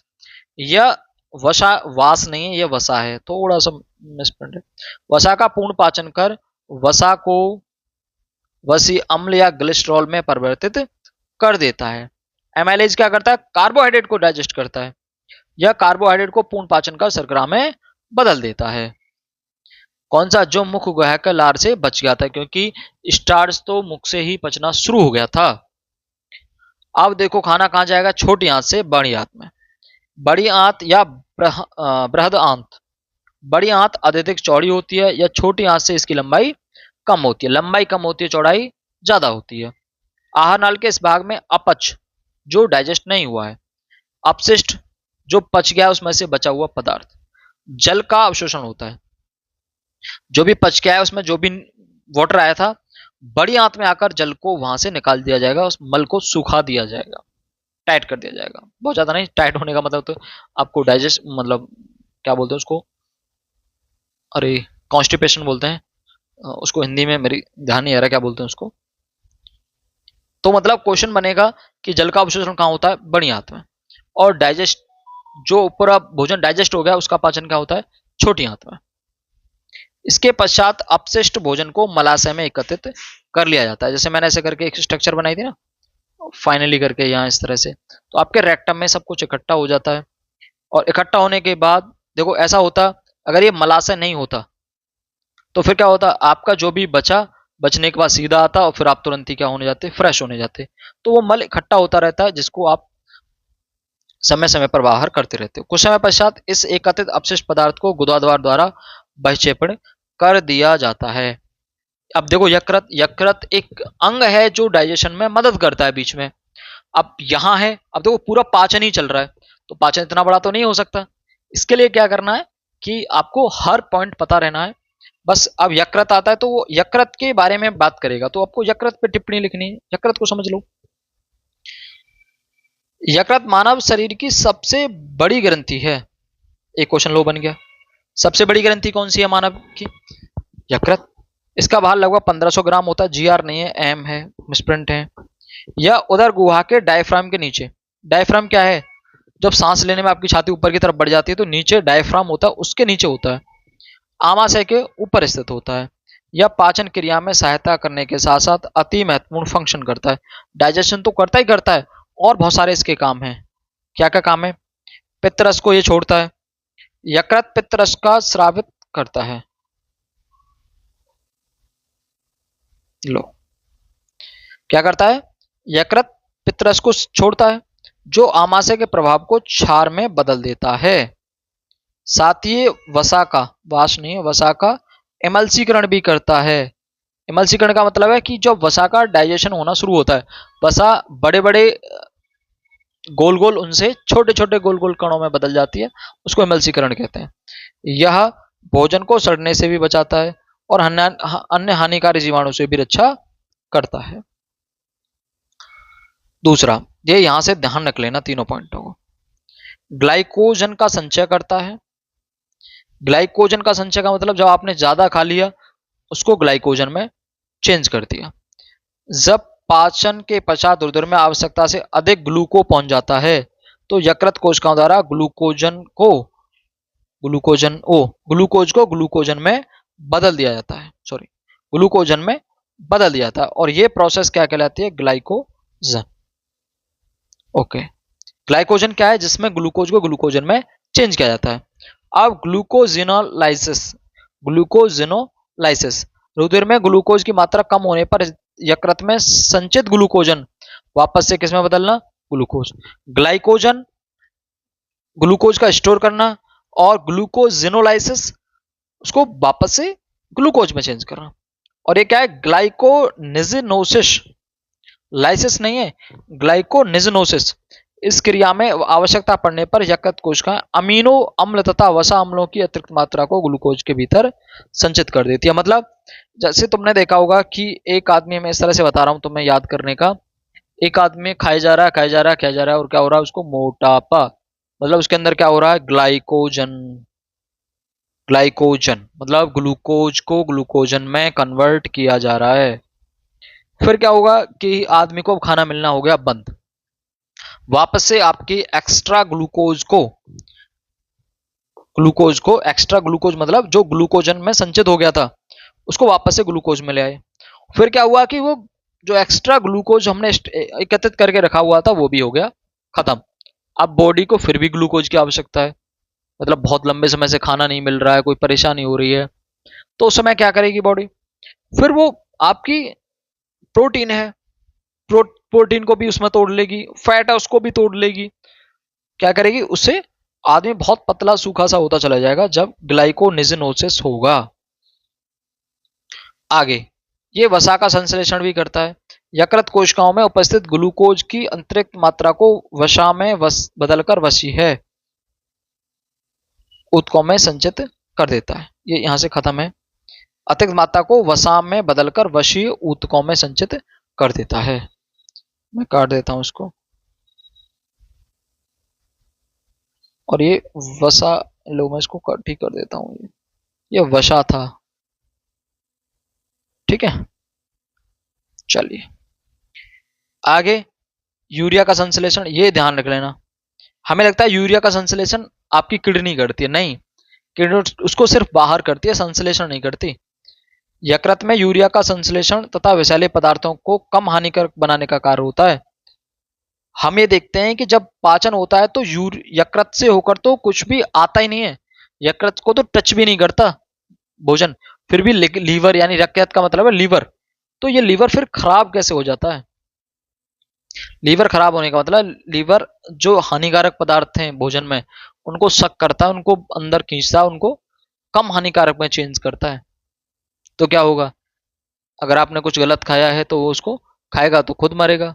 अच्छा, एक चीज और, लीवर एक ऐसा अंग है बॉडी का जो लगभग, अगर मैं बोलूँ 40% 50% फिनिश हो जाता है, मतलब डाउन हो जाता है, तो उसके बाद भी रिकवरी कर लेता है। अगर ये कट भी जाता है तो वापस से रीग्रोथ कर लेगा। इसमें सेल डिवीजन सबसे ज्यादा होता है, कोश की विभाजन। तीसरा, क्रमाकुंचन गति या आहार नाल की क्रमाकुंचन गति को उद्दीप्त करता है। रुधिर का धक्का बनाना, धक्का नहीं है थक्का है, बहुत मिस्टेक हुई है। अरे क्या लिख दिया, क्या है ये? थक्का। ओके, यकृत कोशिकाएं प्रोथ्रोम्बिन और फाइब्रिनोजन रुधिर प्रोटीन का संश्लेषण करती हैं। मतलब ये प्रोथ्रोम्बिन और फाइब्रिनोजन करके वो बनाती हैं, जो क्या करते हैं? फाइब्रिनोजन फाइबर बनाता है, मतलब जब ब्लड निकलता है ना तो फाइब्रिनोजन बाहर आकर डेड होके उसमें फाइबर बना देता है, जिससे ब्लड रुक जाता है, जो चोट लगने पर उधर का थक्का बनाने में कार्य करती है। यानी एक तो विटामिन के है ही है, साथ में ये भी है। आगे एक तो पोषण हुआ आपका कंप्लीट। अब दूसरा चैप्टर स्टार्ट होता है आपका श्वसन तंत्र। चैप्टर नहीं, इसका पॉइंट, मतलब मैंने बोला पॉइंट ही चैप्टर है अपने आप में। ये क्या कह रहा है, स्वतंत्र तंत्र। स्वतंत्र तंत्र में क्या होगा भाई, तंत्र का मतलब जिसमें श्वसन करने के लिए अलग अलग पार्ट्स हों, वो पार्ट्स पूरे मिलके क्या बनाते हैं, तंत्र, एक सिस्टम बनाते हैं। जैसे आपने पढ़ा होगा कंप्यूटर सिस्टम, और कंप्यूटर सिस्टम का मतलब क्या है कि कंप्यूटर सिस्टम तब बनेगा एक तो स्क्रीन हो, सीपीयू हो, और कीबोर्ड हो, माउस हो, पीसीयू हो, ये सब कुछ मिलाकर क्या बनाते हैं, कंप्यूटर सिस्टम। ऐसे ही बनता है रेस्पिरेटरी सिस्टम, यानी कि श्वसन तंत्र, इसमें आपका जो सांस लेने वाली एयर पाइप होगी, आपकी नसल कैविटी जहां से नाक के द्वारा सांस लेते हैं, अंदर फेफड़े, फेफड़ों के अंदर एल्वियोलिज है, वो सब कुछ मिलाकर रेस्पिरेटरी सिस्टम बनाते हैं। श्वसन एक जैव रासायनिक ऑक्सीकरण अभिक्रिया है, पहली बात, जिसमें विशेष मानव अंग वातावरण से ऑक्सीजन यानी O2 को ग्रहण करके उसे शरीर की कोशिकाओं तक पहुंचाते हैं। कैसे पहुंचते हैं वो आगे पढ़ेंगे। अंतः श्वसन वह क्रिया है जिसमें कार्बनिक यौगिकों का ऑक्सीकरण होता है। इस प्रक्रिया में CO2 भी उत्पन्न होता है, जो मानव शरीर के प्रत्यक्ष रूप से अनुपयोगी होता है। इस CO2 को शरीर से बाहर निकालने की क्रिया श्वसन अंग द्वारा ही होती है। श्वसन अंगों को संपूर्ण श्वसन तंत्र कहलाता है। जो श्वसन अंगों का संपूर्ण तंत्र है वो श्वसन तंत्र कहलाता है। जो ये आपका श्वसन होता है ना, दो तरह का होता है, एक अंतः श्वसन, एक बाह्य श्वसन। इसमें मैंने नहीं लिखा है, मैं अलग से बता रहा हूं, अंतः श्वसन और बाह्य श्वसन। बाह्य श्वसन में सिर्फ सांस लेना, देखो श्वसन का मतलब सांस लेना नहीं होता है, बाह्य श्वसन का मतलब सांस लेना होता है। अंतः श्वसन का मतलब कि जो भी ऑक्सीजन है वो आपकी कोशिका में जो पहुंच रही है और वहां एनर्जी को बूस्ट कर रही है, एनर्जी को बना रही है, वो है अंतः श्वसन। अब देखो यहां जो दिया गया है श्वसन को, ये है अंतः श्वसन, इसे किस नाम से जाना गया है, कोशिकीय श्वसन के नाम से। और बाह्य श्वसन को किस नाम से जाना गया है, श्वासोच्छ्वास के नाम से। क्लियर। श्वासोच्छ्वास क्या है, ऑक्सीजन इनटेक करना और CO2 एक्सेल करना, यानी कि ऑक्सीजन का इनटेक को क्या बोलेंगे, उसको लेना और ऑक्सीजन को छोड़ना। कोश की श्वसन, कोश की श्वसन दो तरीके से होता है, मतलब श्वसन का मतलब एनर्जी, तो एनर्जी अंदर बॉडी दो तरीके से बना सकती है। एक तो वायवीय श्वसन यानी कि ऑक्सीजन की प्रेजेंटेशन में, दूसरा अवायवीय श्वसन, मतलब बिना ऑक्सीजन के भी बॉडी एनर्जी बना सकती है भाई वाह। तो अब वो दोनों डिवाइड हैं, ऑक्सीजन की उपस्थिति में तो वायवीय, और ऑक्सीजन की उपस्थिति नहीं है तो अनुपस्थिति है तो अवायवीय श्वसन। अब इसको हमें पढ़ना है। पहले वायवीय और अवायवीय श्वसन में अंतर के लिए 2 नंबर में आता है। इसमें से कोई 4 पॉइंट आपको जो अच्छे लगते हैं वो लिख दो, 2 नंबर मिल जाएंगे। 5 लिख देना, 2 नंबर मिल जाएंगे। 7 के साथ लिखने की आवश्यकता नहीं है, हमें ज्यादा इसलिए लिखने होते हैं आपको कोई 5, 6, 6 याद हो जाए, ठीक है। अब हम इसमें अंतर की बात करते हैं। नंबर 1 है, यह CO2 की उपस्थिति में होता है। कौन सा, वायवीय श्वसन, मतलब ये मिस्टेक है, ये वाली क्या है इसमें, ये O2 की उपस्थिति में होता है और ये O2 की अनुपस्थिति में होता है। इसमें ग्लूकोज का पूर्ण विखंडन होता है। यहां ये ध्यान रखना, इसमें पूर्ण रूप से ही इसका ग्लूकोज का विखंडन हो जाता है, तो एनर्जी ज्यादा मिलनी है। इसमें ग्लूकोज का पूर्ण विखंडन नहीं होता है। ये वायवीय श्वसन वाली जो प्रोसेस है ये कहां होती है, ये माइटोकॉन्ड्रिया में होती है, और जबकि अवायवीय किसमें होती है, कोशिका द्रव में होती है। क्या है, ये द्रव्य है। इसमें CO2 H2O अंतिम उत्पाद बनता है, मतलब जो वेस्ट निकलता है उसमें CO2 है और H2O है। और यहाँ क्या मिलता है, इसमें एथेनॉल और लैक्टिक अम्ल बनता है। क्या है इसके बारे में बात करेंगे हम अभी आगे। यहाँ अधिक मात्रा में ऊर्जा निकलती है, यहाँ कम मात्रा में निकलती है। यह श्वसन का द्वितीय चरण है और यह श्वसन का प्रथम चरण है। इसमें 38 यानी कि 38 ATP ऊर्जा मुक्त होती है, यहाँ 2 ATP, और ये ATP जो है ये ऊर्जा मुद्रा है। क्या है, ऊर्जा मुद्रा, यानी कि ये एनर्जी के क्या है, मनी है एनर्जी का। तो यहाँ 38 नोट मिल रहे हैं और यहाँ सिर्फ 2 नोट मिल रहे हैं। क्लियर। अब हम बात करते हैं वायवीय शोषण का मतलब है जब आपको पूर्ण रूप से ऑक्सीजन मिल रही है, और तो ये सब काम होते हैं। और अवायवीय भी दो तरह का होता है, एक तो पूर्ण रूप से ऑक्सीजन नहीं है और एक थोड़ी कम पर्याप्त मात्रा में। तो यहाँ दो बात बोली थी, एक तो एथेनॉल मिलता है, एक लैक्टिक अम्ल मिलता है। एथेनॉल तो तब मिलता है जब बिल्कुल कंप्लीटली O2 बिल्कुल ब्लॉक हो। मैं ये बोलूं ब्लॉक का मतलब बिल्कुल बंद है। यहां लैक्टिक अम्ल जब बनता है जब O2 कम मात्रा में हो। जब आप भाग दौड़ करते हो, कुछ भी करते हो, तो आपकी मसल्स अगले दिन दुखना शुरू कर देती हैं, दुखती हैं वो, तो वो लैक्टिक अम्ल की वजह से होता है। क्योंकि जब जैसे आप एक्सरसाइज कर रहे हो तो आप ऑक्सीजन उस अंग तक पर्याप्त मात्रा में नहीं पहुंच पाई है, जिस वजह से वहां लैक्टिक अम्ल बन गया है और जिससे वो दुखन बन रही है। क्लियर। कभी कभी O2 के अभाव में हमारी पेशी कोशिकाओं में पायरुवेट के विखंडन के लिए दूसरे पथ अपनाए जाते हैं। यहाँ पायरुवेट नेट की जगह क्या है, वेट, यहाँ अपनाए जाते हैं। 3 कार्बनिक अणु लैक्टिक अम्ल में परिवर्तित हो जाते हैं, जिसके कारण मांसपेशियों में क्रैम्प हो जाता है। अभी जो हम बात कर रहे थे इसकी, क्रैम्प मतलब जो अकड़न दर्द सा होता है, खिंचाव होता है। अंतः शोषण के संपूर्ण प्रक्रम को रेखा चित्र द्वारा समझा जा सकता है। ये क्या अंत है, मिस्टेक है इसमें, अंतः। चलिए रेखा चित्र को देखते हैं। यह है आपका, शुरुआत में कोई भी जो भी आपने खाया था वो सब कुछ किस में चेंज हुआ, पहले ग्लूकोज में। अब देखो ग्लूकोज में 6 कार्बन अणु हैं। क्या फॉर्मूला था, C6H12O6। तो कार्बन अणु से हम बात कर रहे हैं और इसके बाद ग्लूकोज टूटता है पायरुवेट में। ध्यान रख लेना है, यहां से छोटे छोटे क्वेश्चन बनते हैं। ये टूटता है पायरुवेट में और पायरुवेट में 3 कार्बन अणु होते हैं, क्वेश्चन पूछता है। और पायरुवेट जब बन जाता है तो उसके बाद ये टूटता है फिर अलग अलग रूप में, और ये डिपेंड करता है ऑक्सीजन पे और एब्सेंस ऑफ ऑक्सीजन पे, यानी ऑक्सीजन है या नहीं है। सबसे पहली बात, यहां इस तरह से ग्राफ से इस बात को समझ सकते हो, ऑक्सीजन की अनुपस्थिति मतलब ऑक्सीजन एब्सेंस है, बिल्कुल भी नहीं है। तो ऐसा सिर्फ यीस्ट में हो सकता है, और यीस्ट में होता है, और वो फॉर्म क्या करता है, एथेनॉल। मतलब ये प्रोडक्ट हैं जो यहां जो दिखाए गए हैं, ये प्रोडक्ट हैं जो बन के आए हैं।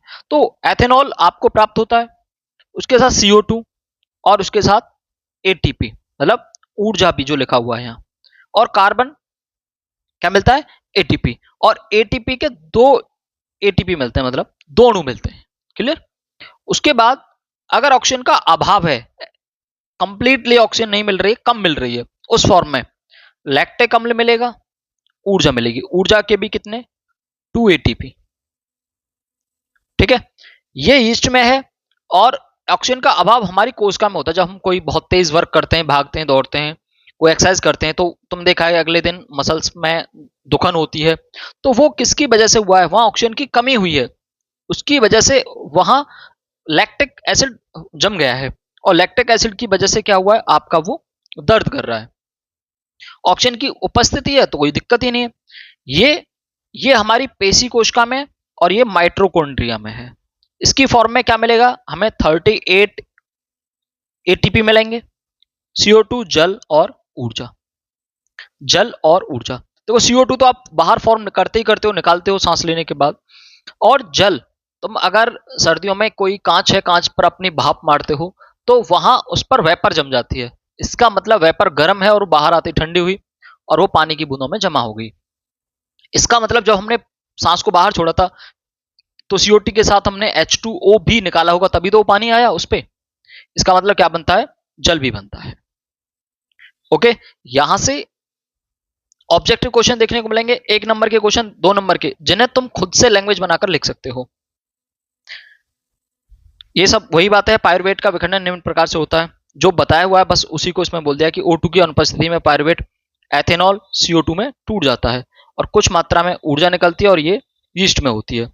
सेम वही बातें हैं कि यहाँ पायरुवेट अभाव में ये अनुपस्थिति है, यहाँ अभाव है तो लैक्टिक एसिड बना, लैक्टिक अम्ल बना।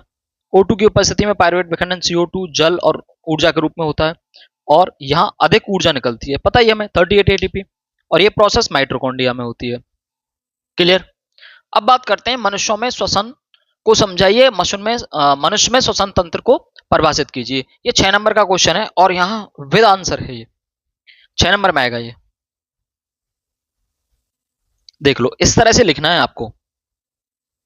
पहले स्वतंत्र तंत्र के बारे में बात करेंगे। स्वतंत्र तंत्र क्या है? मानव के श्वसन अंग फेफड़े होते हैं। क्या होते हैं? फेफड़े होते हैं।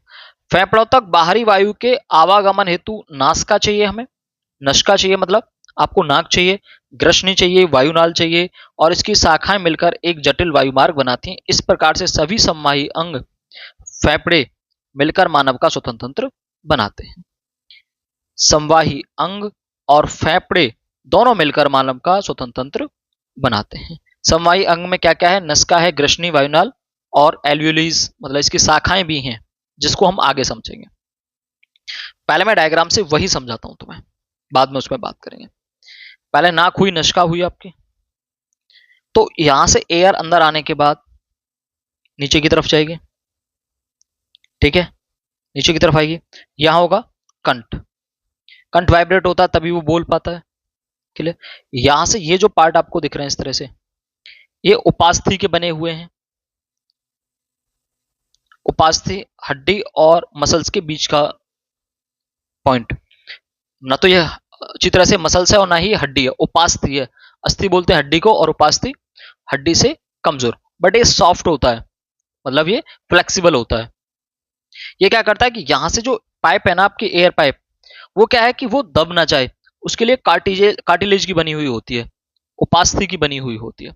यहाँ के बाद ये जो एयर आई है वो इधर और इधर दोनों तरफ ट्रांसफर हो जाती है, और यहां से फिर बहुत सारी ब्रांच में ये बाहर निकलती है, ये जो दिख रहे हैं आपको, और इनके पॉइंट पर होते हैं इस तरह के बबल्स, गुब्बारे होते हैं ये, और ये मिलियंस होते हैं।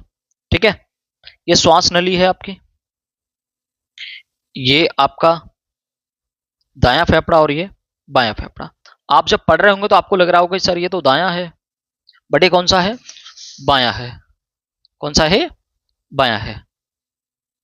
क्यों? क्योंकि आप इसको ऐसे सोचिए कि आप जिस मनुष्य का इसको बता रहे हैं वो उसका तो ये लेफ्ट है ना, जिस मनुष्य का आप बता रहे हैं उसका लेफ्ट है। और नीचे ये इस तरह से आपको ये दिख रही होगी संरचना, ये है आपका डायफ्राम, यही ऊपर होता है नीचे होता है, ये दायां फेफड़ा, और ये अंदर अंदर इनको बोलते हैं एल्वियोलीज या कूपिकाएं। कूपिकाओं के अंदर से ही ऑक्सीजन और CO2 का एक्सचेंज होता है। क्लियर। अब इसके बारे में हम बात करते हैं कौन क्या काम करता है। नसिका या मुख, वायु शरीर में प्रवेश करती है, यहाँ हवा गर्म और नम होती है और धूल कण रुक जाते हैं।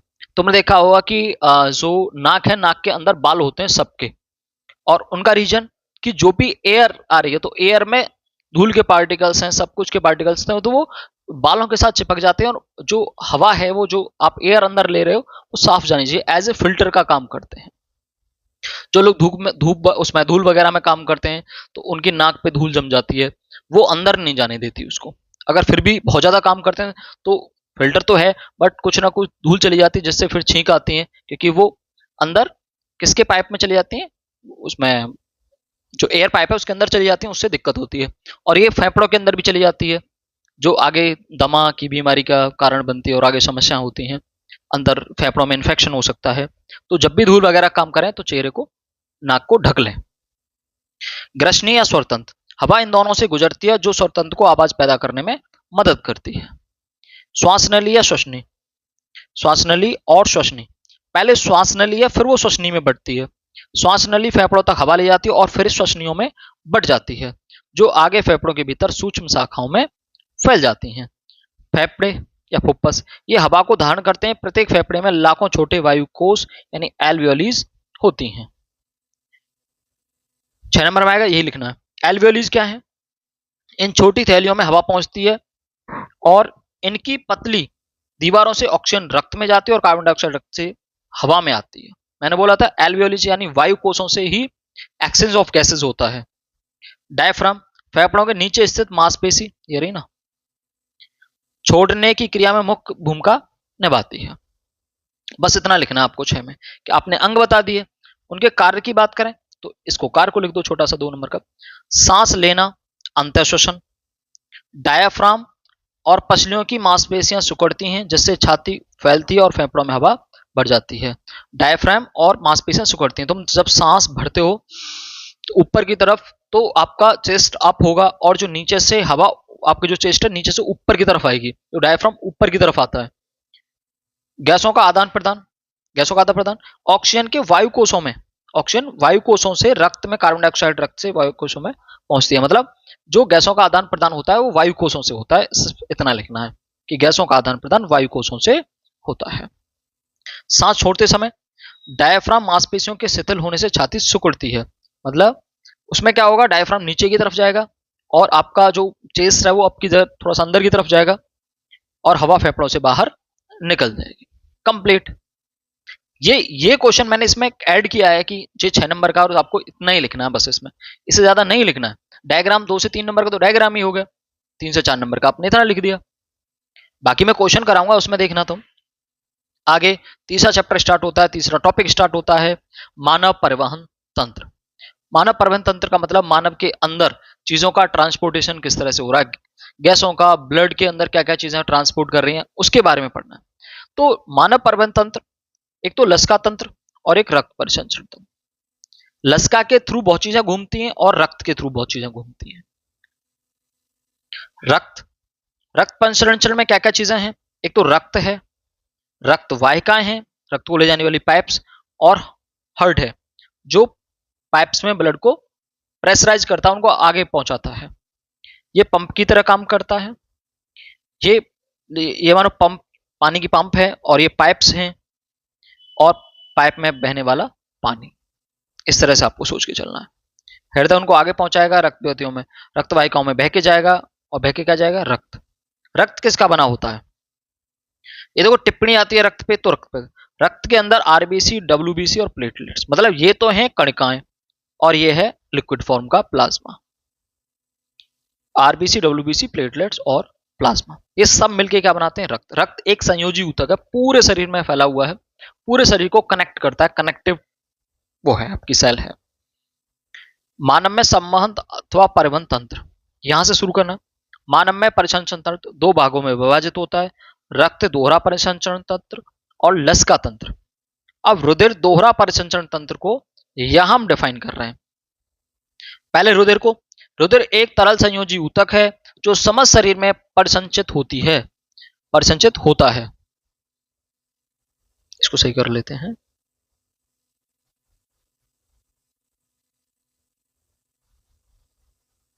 होता है,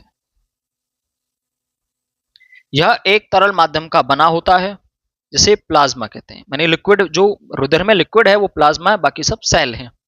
प्लाज्मा में 3 प्रकार की कोशिकाएं होती हैं। कौन कौन सी, एक तो आरबीसी, डब्ल्यूबीसी और प्लेटलेट्स। जब आपको डेंगू होता है तो प्लेटलेट्स जो हैं वो डाउन हो जाती हैं। इनकी आकृति वर्तुलाकार, इसमें हीमोग्लोबिन नामक लाल रंग वर्णक पाया जाता है। ध्यान रख लेना, हीमोग्लोबिन क्या करता है, ब्लड को लाल करने का काम हीमोग्लोबिन का है। और हीमोग्लोबिन इसमें केंद्रक नहीं होता है। और ध्यान रख लेना, अगर हीमोग्लोबिन डाउन होता है तो शरीर पीला पड़ने शुरू हो जाता है। और हीमोग्लोबिन बढ़ाने का काम किसका, आयरन का। अगर आपके अंदर आयरन की कमी हो जाती है मतलब हीमोग्लोबिन कम हो गया, हीमोग्लोबिन कम हो गया तो मतलब रेडनेस कम हो गई। आगे डब्ल्यूबीसी, अच्छा इसको भी, ये बहुत खास पॉइंट है। आरबीसी O2 को ऊतकों तक पहुंचाती है और CO2 को उनमें से वापस लाती है। वैसे CO2 तो कई जगह से वापस आता है, बट O2 को ले जाने का, CO2 आपका उसमें भी बहता है, प्लाज्मा में फ्लो करता है। तो ये जो आपका O2 है, O2 को ले जाने का काम किसका है, हीमोग्लोबिन का। हीमोग्लोबिन के साथ चिपक के O2 पूरे ब्लड में फ्लो करता है। डब्ल्यूबीसी, इनमें कोई वर्णक नहीं होता है। वर्णक का मतलब कोई रंग नहीं होता है, ये रंगहीन है और अनियमित आकार की होती हैं। ये शरीर को संक्रमण से बचाती हैं, यानी वो रोगाणुओं को खा जाती हैं तथा एंटीबॉडी का निर्माण कर उन्हें नष्ट कर देती हैं। ये क्या काम करती हैं, बिम्बाणु या प्लेटलेट्स, यह कोशिकाओं के बहुत छोटे खंड होते हैं तथा इनमें केंद्रक नहीं होता। ये रुधिर के स्कंदन में सहायता करते हैं। देखो एक तो इनमें केंद्रक नहीं है और एक इनमें केंद्रक नहीं है। रक्त वाहिकाएं, देखो हमने इसको किस में डिवाइड किया था, रक्त पढ़ लिया हमने, अब रक्त वाहिकाएं, फिर हृदय पढ़ेंगे। रक्त वाहिकाएं यानी रक्त पाइप्स, ब्लड पाइप्स, ये तीन प्रकार की होती हैं, धमनी, सिरा और केशिकाएं। केस बोलते हैं बाल को, मतलब बाल के बराबर जो पतली है वो केशिकाएं हैं। आप डिफरेंस करते हैं धमनी और सिरा में। वैसे मोस्टली बताऊं, धमनी जो है, धमनी की जो पाइप की है, जैसे इसमें ब्लड फ्लो कर रहा है इसके अंदर यहां, तो ये वाली जो पाइप है ना, इसकी मोटाई ज्यादा होगी ये वाली। और सिरा की पाइप चाहे अंदर से इतना ही मोटा है भाई, जो ब्लड फ्लो करने का वाला प्लेस है वो इतना ही, बट इसकी बाहर वाली जो लेयर है वो पतली होती है। ऐसे करके समझ में आ गया। इनमें रुधिर हृदय से अंगों तक बहता है। जो धमनी है वो मसल्स में अंदर पाई जाती हैं और ये ब्लड को हृदय से लेकर पूरे शरीर में पहुंचाती हैं। और जो सिराएं हैं वो रुधिर अंगों से हृदय की ओर लेकर आती हैं ब्लड को। ये हृदय से पूरे शरीर में और हृदय से वो शरीर से हृदय में वापस। हृदय की धड़कनों के कारण इनमें रुधिर रुक रुक कर तथा अधिक दबाव के साथ बहता है। दबा नहीं है, दबाव, मतलब इसके अंदर प्रेशर ज्यादा होता है। जब आप बीपी नपाते हो ना, ब्लड प्रेशर, तो बीपी आता है 120/80, ये नॉर्मल है। तो 120 और 80 का मतलब क्या है कि 120 तो धमनियों के अंदर प्रेशर है और 80 सिराओं के अंदर प्रेशर है, इसलिए 120/80 बोलते हैं उसको। तो इसके अंदर अधिक दबाव है क्योंकि 120 प्रेशर है इसके अंदर, इसके अंदर 80 mm। इसकी दीवारें अत्यधिक मोटी व लचीली होती हैं। मैंने बोला शुरू में, इसकी दीवारें मोटी हैं और इसकी दीवारें पतली हैं। इनकी गुहा संकरी होती है, इनकी गुहा चौड़ी होती है। गुहा मतलब अंदर जो होल है ये वाला, ये इनमें संकरा होता है, छोटा होता है, और इनके अंदर होल ये वाला बड़ा होता है। ये खाली होने पर भी नहीं चिपकती, ये खाली होने पर चिपक जाती हैं। ये पल्गोनरी नहीं है, ये पल्मोनरी है। क्या है पल्मोनरी? टाइपिस्ट से बहुत सारी मिस्टेक हुई है, सही कर देता हूं।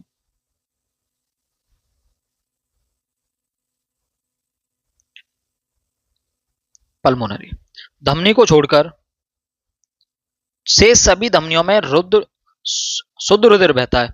O2 वाला ब्लड बहता है। किसमें? पल्मोनरी को छोड़ के। पल्मोनरी आर्टरीज या पल्मोनरी धमनी एक ऐसी धमनी है जिसमें धमनियों में नॉर्मल बहता है O2 ब्लड, बट पल्मोनरी ऐसी जिसमें CO2 ब्लड बहता है। ध्यान रख लेना, उल्टा है। यहां भी देख लो, पल्मोनरी सिला जो सिरा है वो अकेली ऐसी है जिसमें CO2 वाला ब्लड बहता है।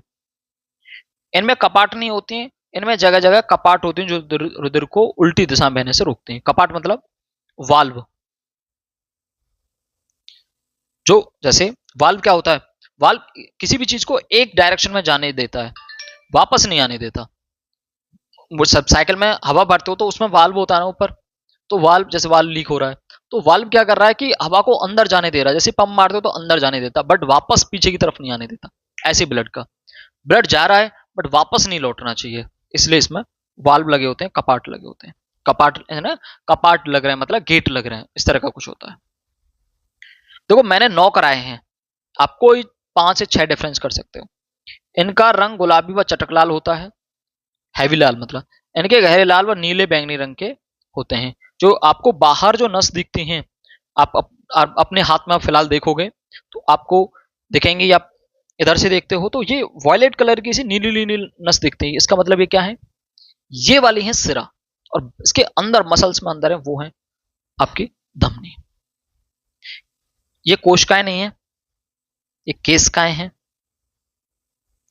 बोला था ना शुरू में, केशिकाएं। केशिकाएं क्या थी? ये पतली वाहिनियां हैं जो रुधिर तथा सिरा को जोड़ती हैं। अब ये रुधिर नहीं है, कई मिस्टेक है, धमनी।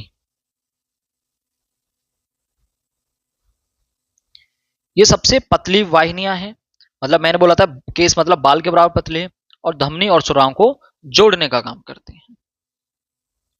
इसके बाद आता है तीसरा, हृदय।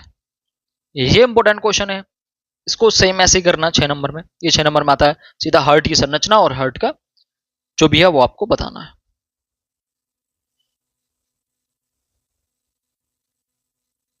चलो, हृदय में पहली बात, हृदय में 4 कक्ष होते हैं। मेंढक के हृदय में भी 4 कक्ष होते हैं, 4 कक्ष होते हैं।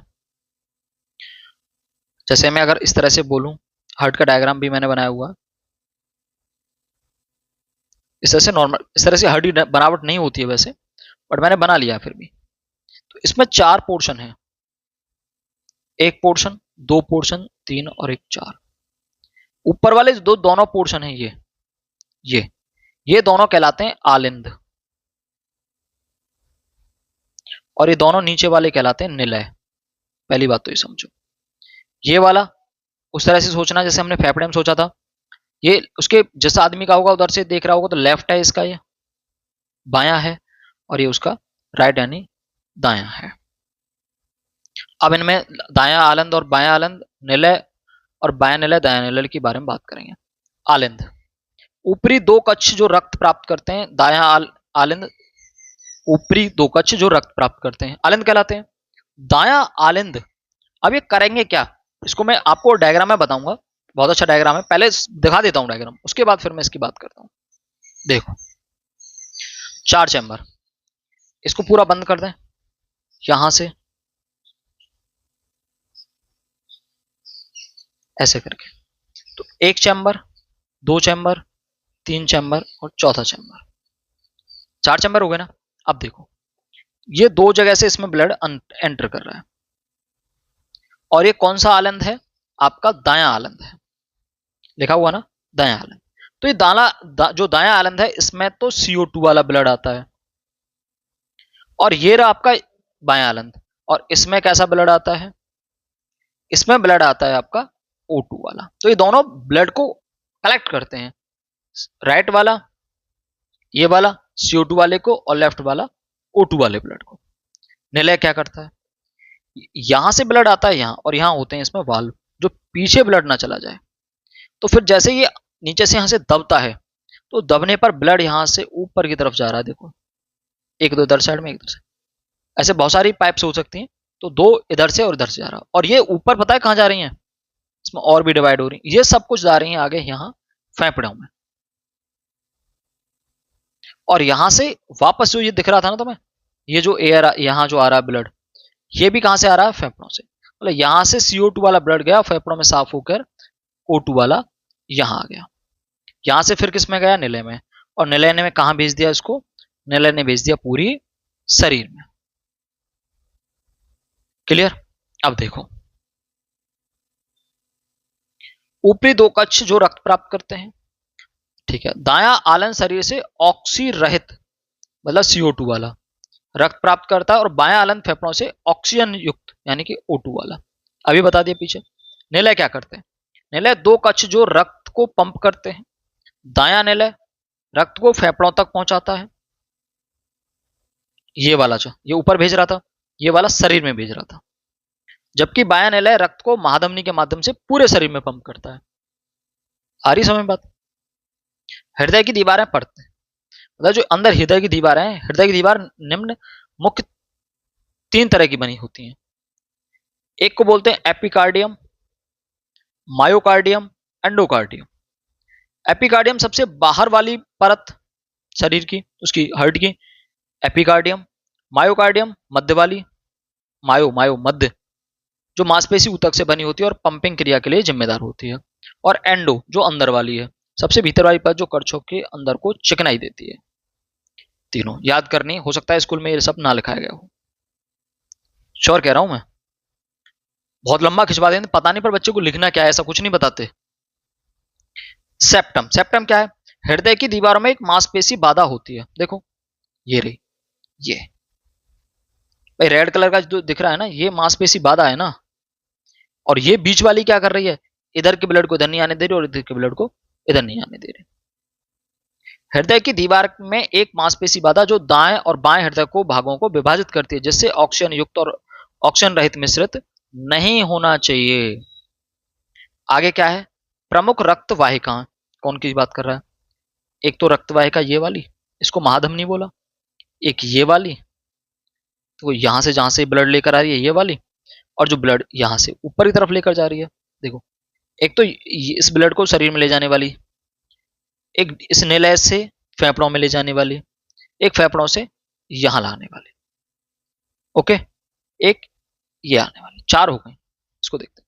महाधमनी, ये बायनिलय से ऑक्सीजन युक्त शरीर रक्त को शरीर के अन्य भागों में ले जाती है। देखो ले जा रही है ना, ये यहां से ब्लड होके पूरे शरीर में पहुंच रहा, तो ये क्या है, महाधमनी। फुफ्फसीय धमनी, इसको पल्मोनरी बोलते हैं। तो फुफ्फसी का मतलब है पल्मोनरी, मैं लिख देता हूं कोष्टक में, पल्मोनरी। तो उल्टा है पल्मोनरी के केस में। पल्मोनरी धमनी का मतलब जो CO2 वाला ब्लड ले जा रही है। देखो दाएं निलय से ऑक्सीजन रहित मतलब CO2 रक्त फेफड़ों में ले जाती है। फुफ्फसिराएं ये रक्त लेकर आ रही होगी, और कैसा, ऑक्सीजन वाला। ओके, ये वाली लिखा हुआ है ना, ये सिरा, और ये ऊपर की तरफ जा रही है फुफ्फस धमनी। वेना कावा, वेना कावा क्या है, शरीर के विभिन्न भागों से ऑक्सीजन रहित रक्त दाएं आलंद में लाते हैं। ये है वेना कावा। ये नहीं, ये तो लेकर जा रही है, जो लेकर आ रही है ये वाली क्या है, ये वेना कावा। ओके, समझ में आया पूरा। यही आपको 6 नंबर में पूरा लिखना है, डायग्राम बनाना है और वो करना है। और मैं यहाँ बीच बीच में जो भी डायग्राम अब तक आए हैं उनकी वीडियो और डाल दूंगा, जिससे आपको कोई दिक्कत नहीं होगी।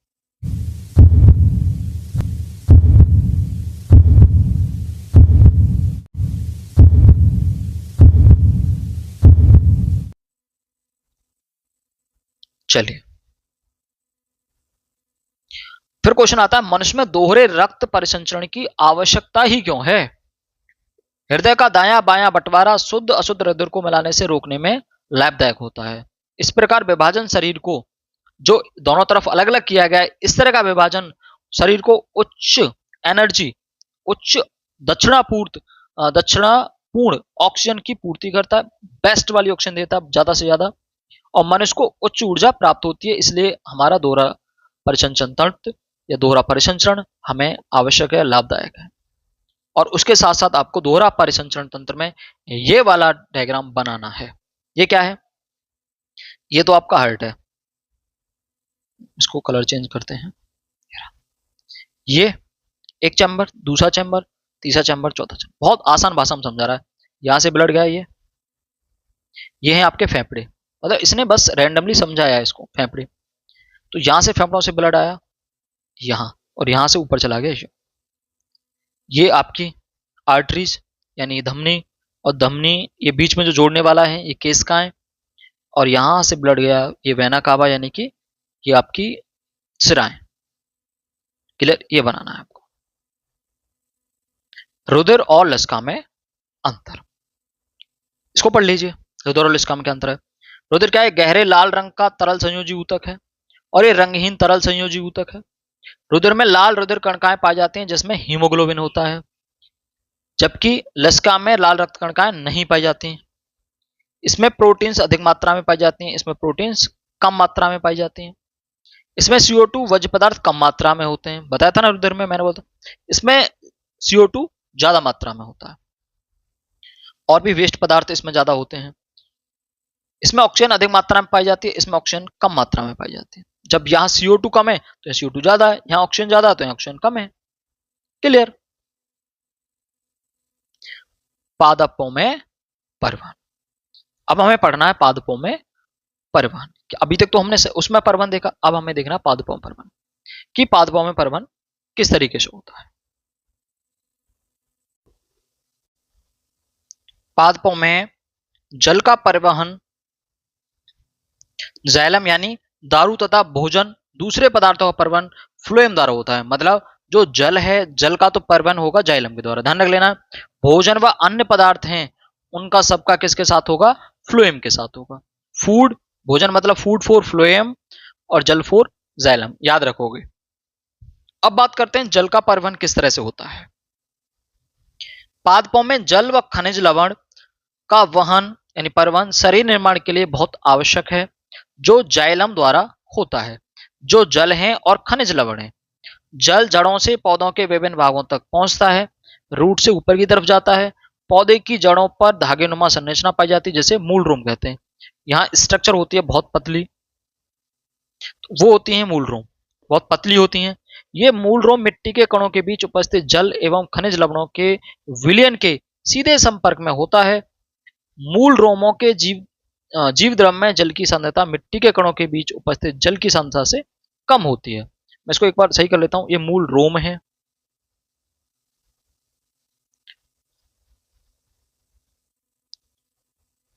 मूल रोमों के जीव द्रव में जल की सांद्रता मिट्टी के कणों के बीच उपस्थित जल की सांद्रता से कम होती है। सांद्रता जहां कम होती है, आपका जो जल है वो उधर ही फ्लो करता है। तो किस में कम है? मूल रोमों में। और बाहर ज्यादा है तो लवण जल क्या करेगा? जल सीधा चला जाएगा मूल रोमों में। परासरण विधि द्वारा, ये ध्यान रख लेना, कौन सी विधि के द्वारा जल उससे मिट्टी से रूट में प्रवेश करता है?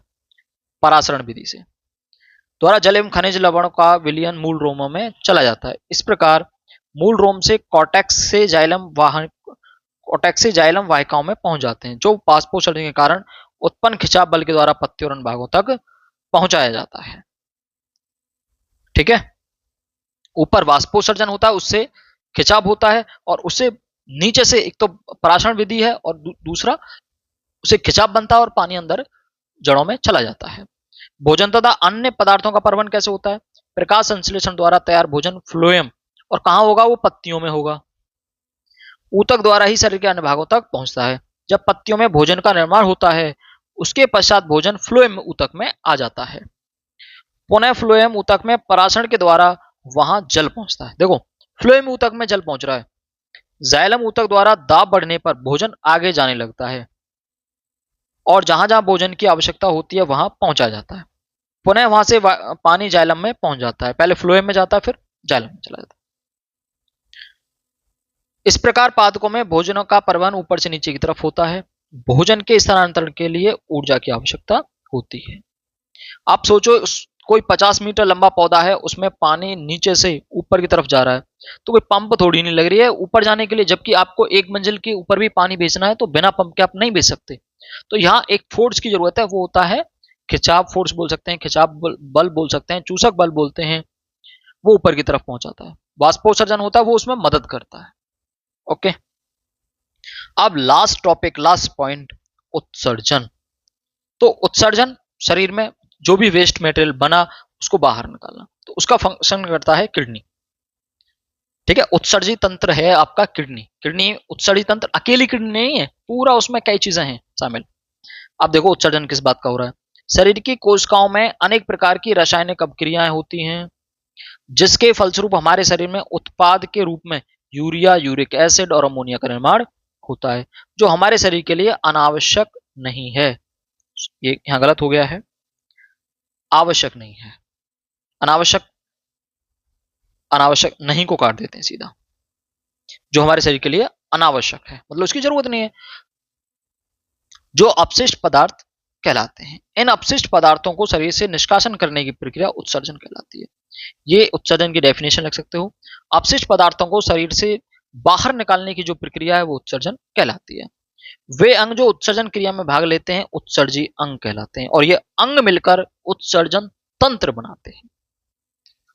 तो मनुष्य के उत्सर्जी अंग कौन कौन से हैं, यानी कि तंत्र में कौन कौन से अंग हैं? एक जोड़ी गुर्दे, एक जोड़ी मूत्रवाहिनी और एक मूत्राशय। देखो, ये डायग्राम बनाना है, वीडियो सबकी ऐड कर रहा हूं, देखो बस आराम से बनाओ कि कैसे इसको बनाना है। ये आपको सेम के आकार की, यहां सेम के बीज के आकार की किडनी दिखाई दे रही है, कनेक्टेड है इनके द्वारा, जिनमें ब्लड आएगा फिर वापस जाएगा, साफ होगा। यहां से जो कुछ भी खराब मटेरियल है वो आएगा आपके मूत्राशय में। यह है मूत्राशय, जहां मूत्र इकट्ठा होता है। ये मूत्र मार्ग या द्वार जो भी है, या मूत्र इकट्ठा होता है, मूत्राशय बोलते हैं। शय जहां वहां लगता है जहां कोई चीज इकट्ठा होती है। ठीक है, अब ये जो है ये आपकी किडनी है, ये दाएं वाली है और ये बाएं वाली है। ऊपर ये जो दिख रही है आपको, ये एड्रिनल ग्लैंड है, ये लिखा हुआ एड्रिनल ग्लैंड, जो एड्रिनलिन हार्मोन छोड़ती है। ठीक है, अभी हम उसकी बात ही नहीं कर रहे हैं।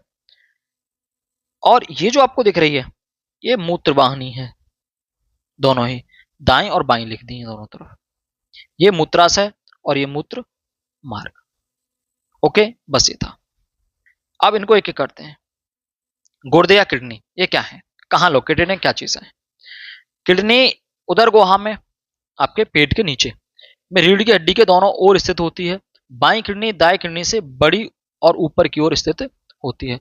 जो बाईं किडनी है दाएं किडनी से थोड़ी बड़ी होती है। इनका आकार सेम के बीज की तरह होता है, मैं भी बोल रहा था। इनका वजन लगभग 150 ग्राम होता है, एक का वजन। किडनी की संरचनात्मक और क्रियात्मक इकाई नेफ्रॉन है। ने और वो अलग अलग हो गया है, ये एक जगह है नेफ्रॉन। मोस्ट इंपोर्टेंट नेफ्रॉन, या वो पूछता है नेफ्रॉन क्या है, या पूछता है किडनी की क्रियात्मक इकाई क्या है। तो नेफ्रॉन किडनी की क्रियात्मक इकाई है, या किडनी की क्रियात्मक इकाई नेफ्रॉन है। अंत में, अच्छा कहां गया, किडनी में बनने वाला मूत्र या मूत्रवाहिनी से होता हुआ मूत्राशय में इकट्ठा होता है, अंत में मूत्रमार्ग द्वारा निकल जाता है। ये भूत्र नहीं है, मूत्र। प्रत्येक किडनी में 8 से 10 लाख नेफ्रॉन तक पाए जाते हैं, जो रक्त से छनकर मूत्र बनाते हैं, रक्त को छानने का काम करते हैं। जब किडनी फेल हो जाती है, नेफ्रॉन काम करना बंद कर देते हैं, तब डायलिसिस होता है। जिसकी किडनी खराब होगी, डायलिसिस। डायलिसिस इज द, इसको बोल सकते हैं कृत्रिम प्रोसेस, जिसको बाहर ब्लड शरीर से बाहर निकलता है और एक मशीन बाहर होती है जहां वो किडनी का काम करती है, ब्लड को छानती है, यानी कि टॉयलेट को और पानी को, वेस्टेज को बाहर निकालती है। जब आदमी के पानी अंदर जमा होता है, होल्ड होता है, जब किडनी खराब हो जाती है, तो आदमी पर सूजन आनी शुरू हो जाती है, उसके अंदर पानी इकट्ठा होना शुरू हो जाता है। डायलिसिस होती है तो वो पानी बाहर निकल जाता है, वेस्ट मटेरियल। अब तो डायलिसिस बहुत सस्ती हो गई है। मूत्रवाहिनी, मूत्रवाहिनी क्या है, ये ऊपर से आने वाली ये सिरा है, ये तो है मूत्रवाहिनी। ये मूत्र को लेकर आते हैं किडनी से। बस दोनों किडनी से एक एक नली जैसी संरचना निकलती है, जो मूत्राशय तक जाती है। अंतः किडनी से मूत्र को मूत्राशय तक ले जाने वाली सिराओं को मूत्रवाहिनी कहते हैं। मूत्राशय क्या है, जहां मूत्र इकट्ठा होता है। यह एक खोखला मांसपेशीय लचीला अंग है। लचीला मतलब ज्यादा, जब भी अगर आपको टॉयलेट आ रहा, आप नहीं गए, किसी से प्रेशर में रुके हुए हैं, तो उसका साइज बढ़ जाएगा, लचीला है, पानी और ज्यादा स्टोर कर लेगा, जो किडनी से बनने वाले मूत्र को स्टोर करता है। ये रेक्टम में आगे की ओर तथा प्यूबिक हड्डी के पीछे की ओर होता है।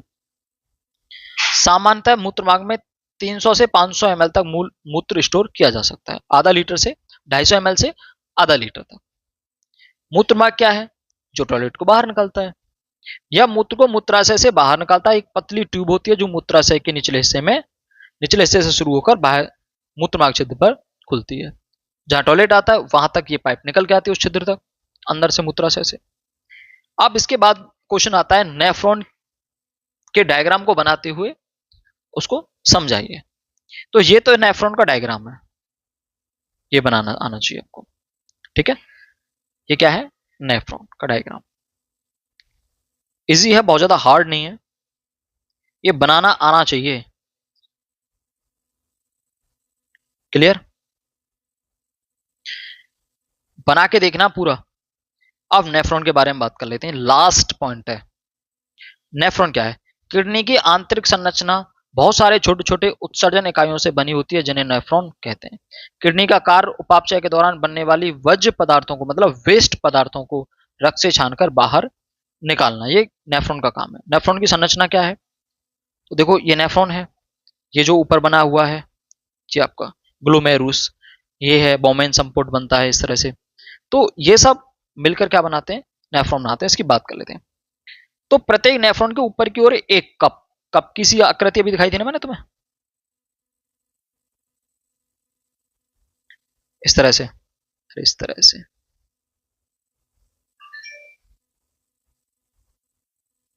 दिखाई थी ना, ये वाली आकृति बोमेन संपुट, जिसे बोमेन कैप्सूल कहते हैं। इस कप में बहुत सारी रक्त कोशिकाओं का जाल होता है, जिसे ग्लोमेरुल्स कहते हैं। बोमेन कैप्सूल और ग्लोमेरुल्स को मिलाकर एक संरचना बनती है, जिसे रेनल कैप्सूल कहा जाता है। नाम थोड़े से अजीब हैं, बट आप बार बार वीडियो को देखोगे तो सब याद हो जाएंगे। ग्लोमेरुल्स और ग्लोमेरुलस कैपिलरीज, कैपिलरीज मतलब केशिकाएं। एपिथेलियम कोशिकाओं से ढकी होती हैं। इन कोशिकाओं में रक्त धमनी से होता हुआ रेनल धमनी के द्वारा आता है। ग्लोमेरुलस में रक्त छनता है और बोमेन कैप्सूल में अपना उत्सर्जन पदार्थ छोड़ देता है। इसके बाद ग्लोमेरुलस से छना हुआ रक्त रीनल सिरा के द्वारा पिछली सिरा में आ जाता है। ये पूरा लिखना है 6 नंबर में। ग्लोमेरुल्स की दीवारें बहुत पतली, अणुओं को छांटने योग्य होती हैं। इस प्रकार बोमेन कैप्सूल भी होता है। इसी प्रकार का बोमेन कैप्सूल होता है। इस कारण से झिल्ली केवल छोटे अणु और पानी को रक्त से छान पाती है। एक बार व्यर्थ पदार्थ को छनकर बाहर निकलने के बाद रक्त रीनल सिरा से होता हुआ पिछली महासिरा में आ जाता है। ग्लोमेरुल से व्यर्थ पदार्थ छनकर बोमेन कैप्सूल में आता है, जिसे ग्लोमेरुल्स छनित कहा जाता है। बोमेन कैप्सूल में संग्रहित थैली एक लंबी पतली ट्यूब कहा जाता है, जो अपने दूसरे सिरे पर संग्रहित थैली में खुलती है। इसे आवश्यक प्यार और पानी का, देखो ये गलत हो गया है, पानी का वापस अवशोषण रक्त में हो जाता है, जो द्रव संग्रहणी सिरे के अम्ल तक पहुंचाता है, जिसे मूत्र कहते हैं। अंत में यह मूत्र वाहिनी से होता हुआ मूत्राशय में इकट्ठा हो जाता है, जिससे बाद में मूत्रमार्ग द्वारा शरीर पर बाहर निकाल दिया जाता है। यहां होता है आपके चैप्टर का एंड। अगर आपके बड़े भाई से यानी कि गौरव चौधरी से कोई भी मिस्टेक हुई हो तो आप कमेंट करके जरूर बताइएगा कि सर ये गलती हो गई थी, हम उसको सुधारेंगे आगे। और आपको अगर कोई भी दिक्कत आती है, नोट्स लेने हैं, कोई भी चीज़ है, तो आप मुझे जरूर कमेंट करके बताना, मैं आपकी मदद जरूर करूंगा। लेकिन अपने भाई को सपोर्ट करना है आपको। अगर आपको ये पीडीएफ चाहिए तो मुझे साइड में कमेंट कर देना नीचे, मैं आपको ये पीडीएफ की लिंक प्रोवाइड करा दूंगा, या आप मुझे व्हाट्सएप कर देना मैसेज, मेरा नंबर आपको मिल जाएगा। कमेंट करने के बाद मुझसे आप पीडीएफ प्राप्त कर सकते हैं। धन्यवाद।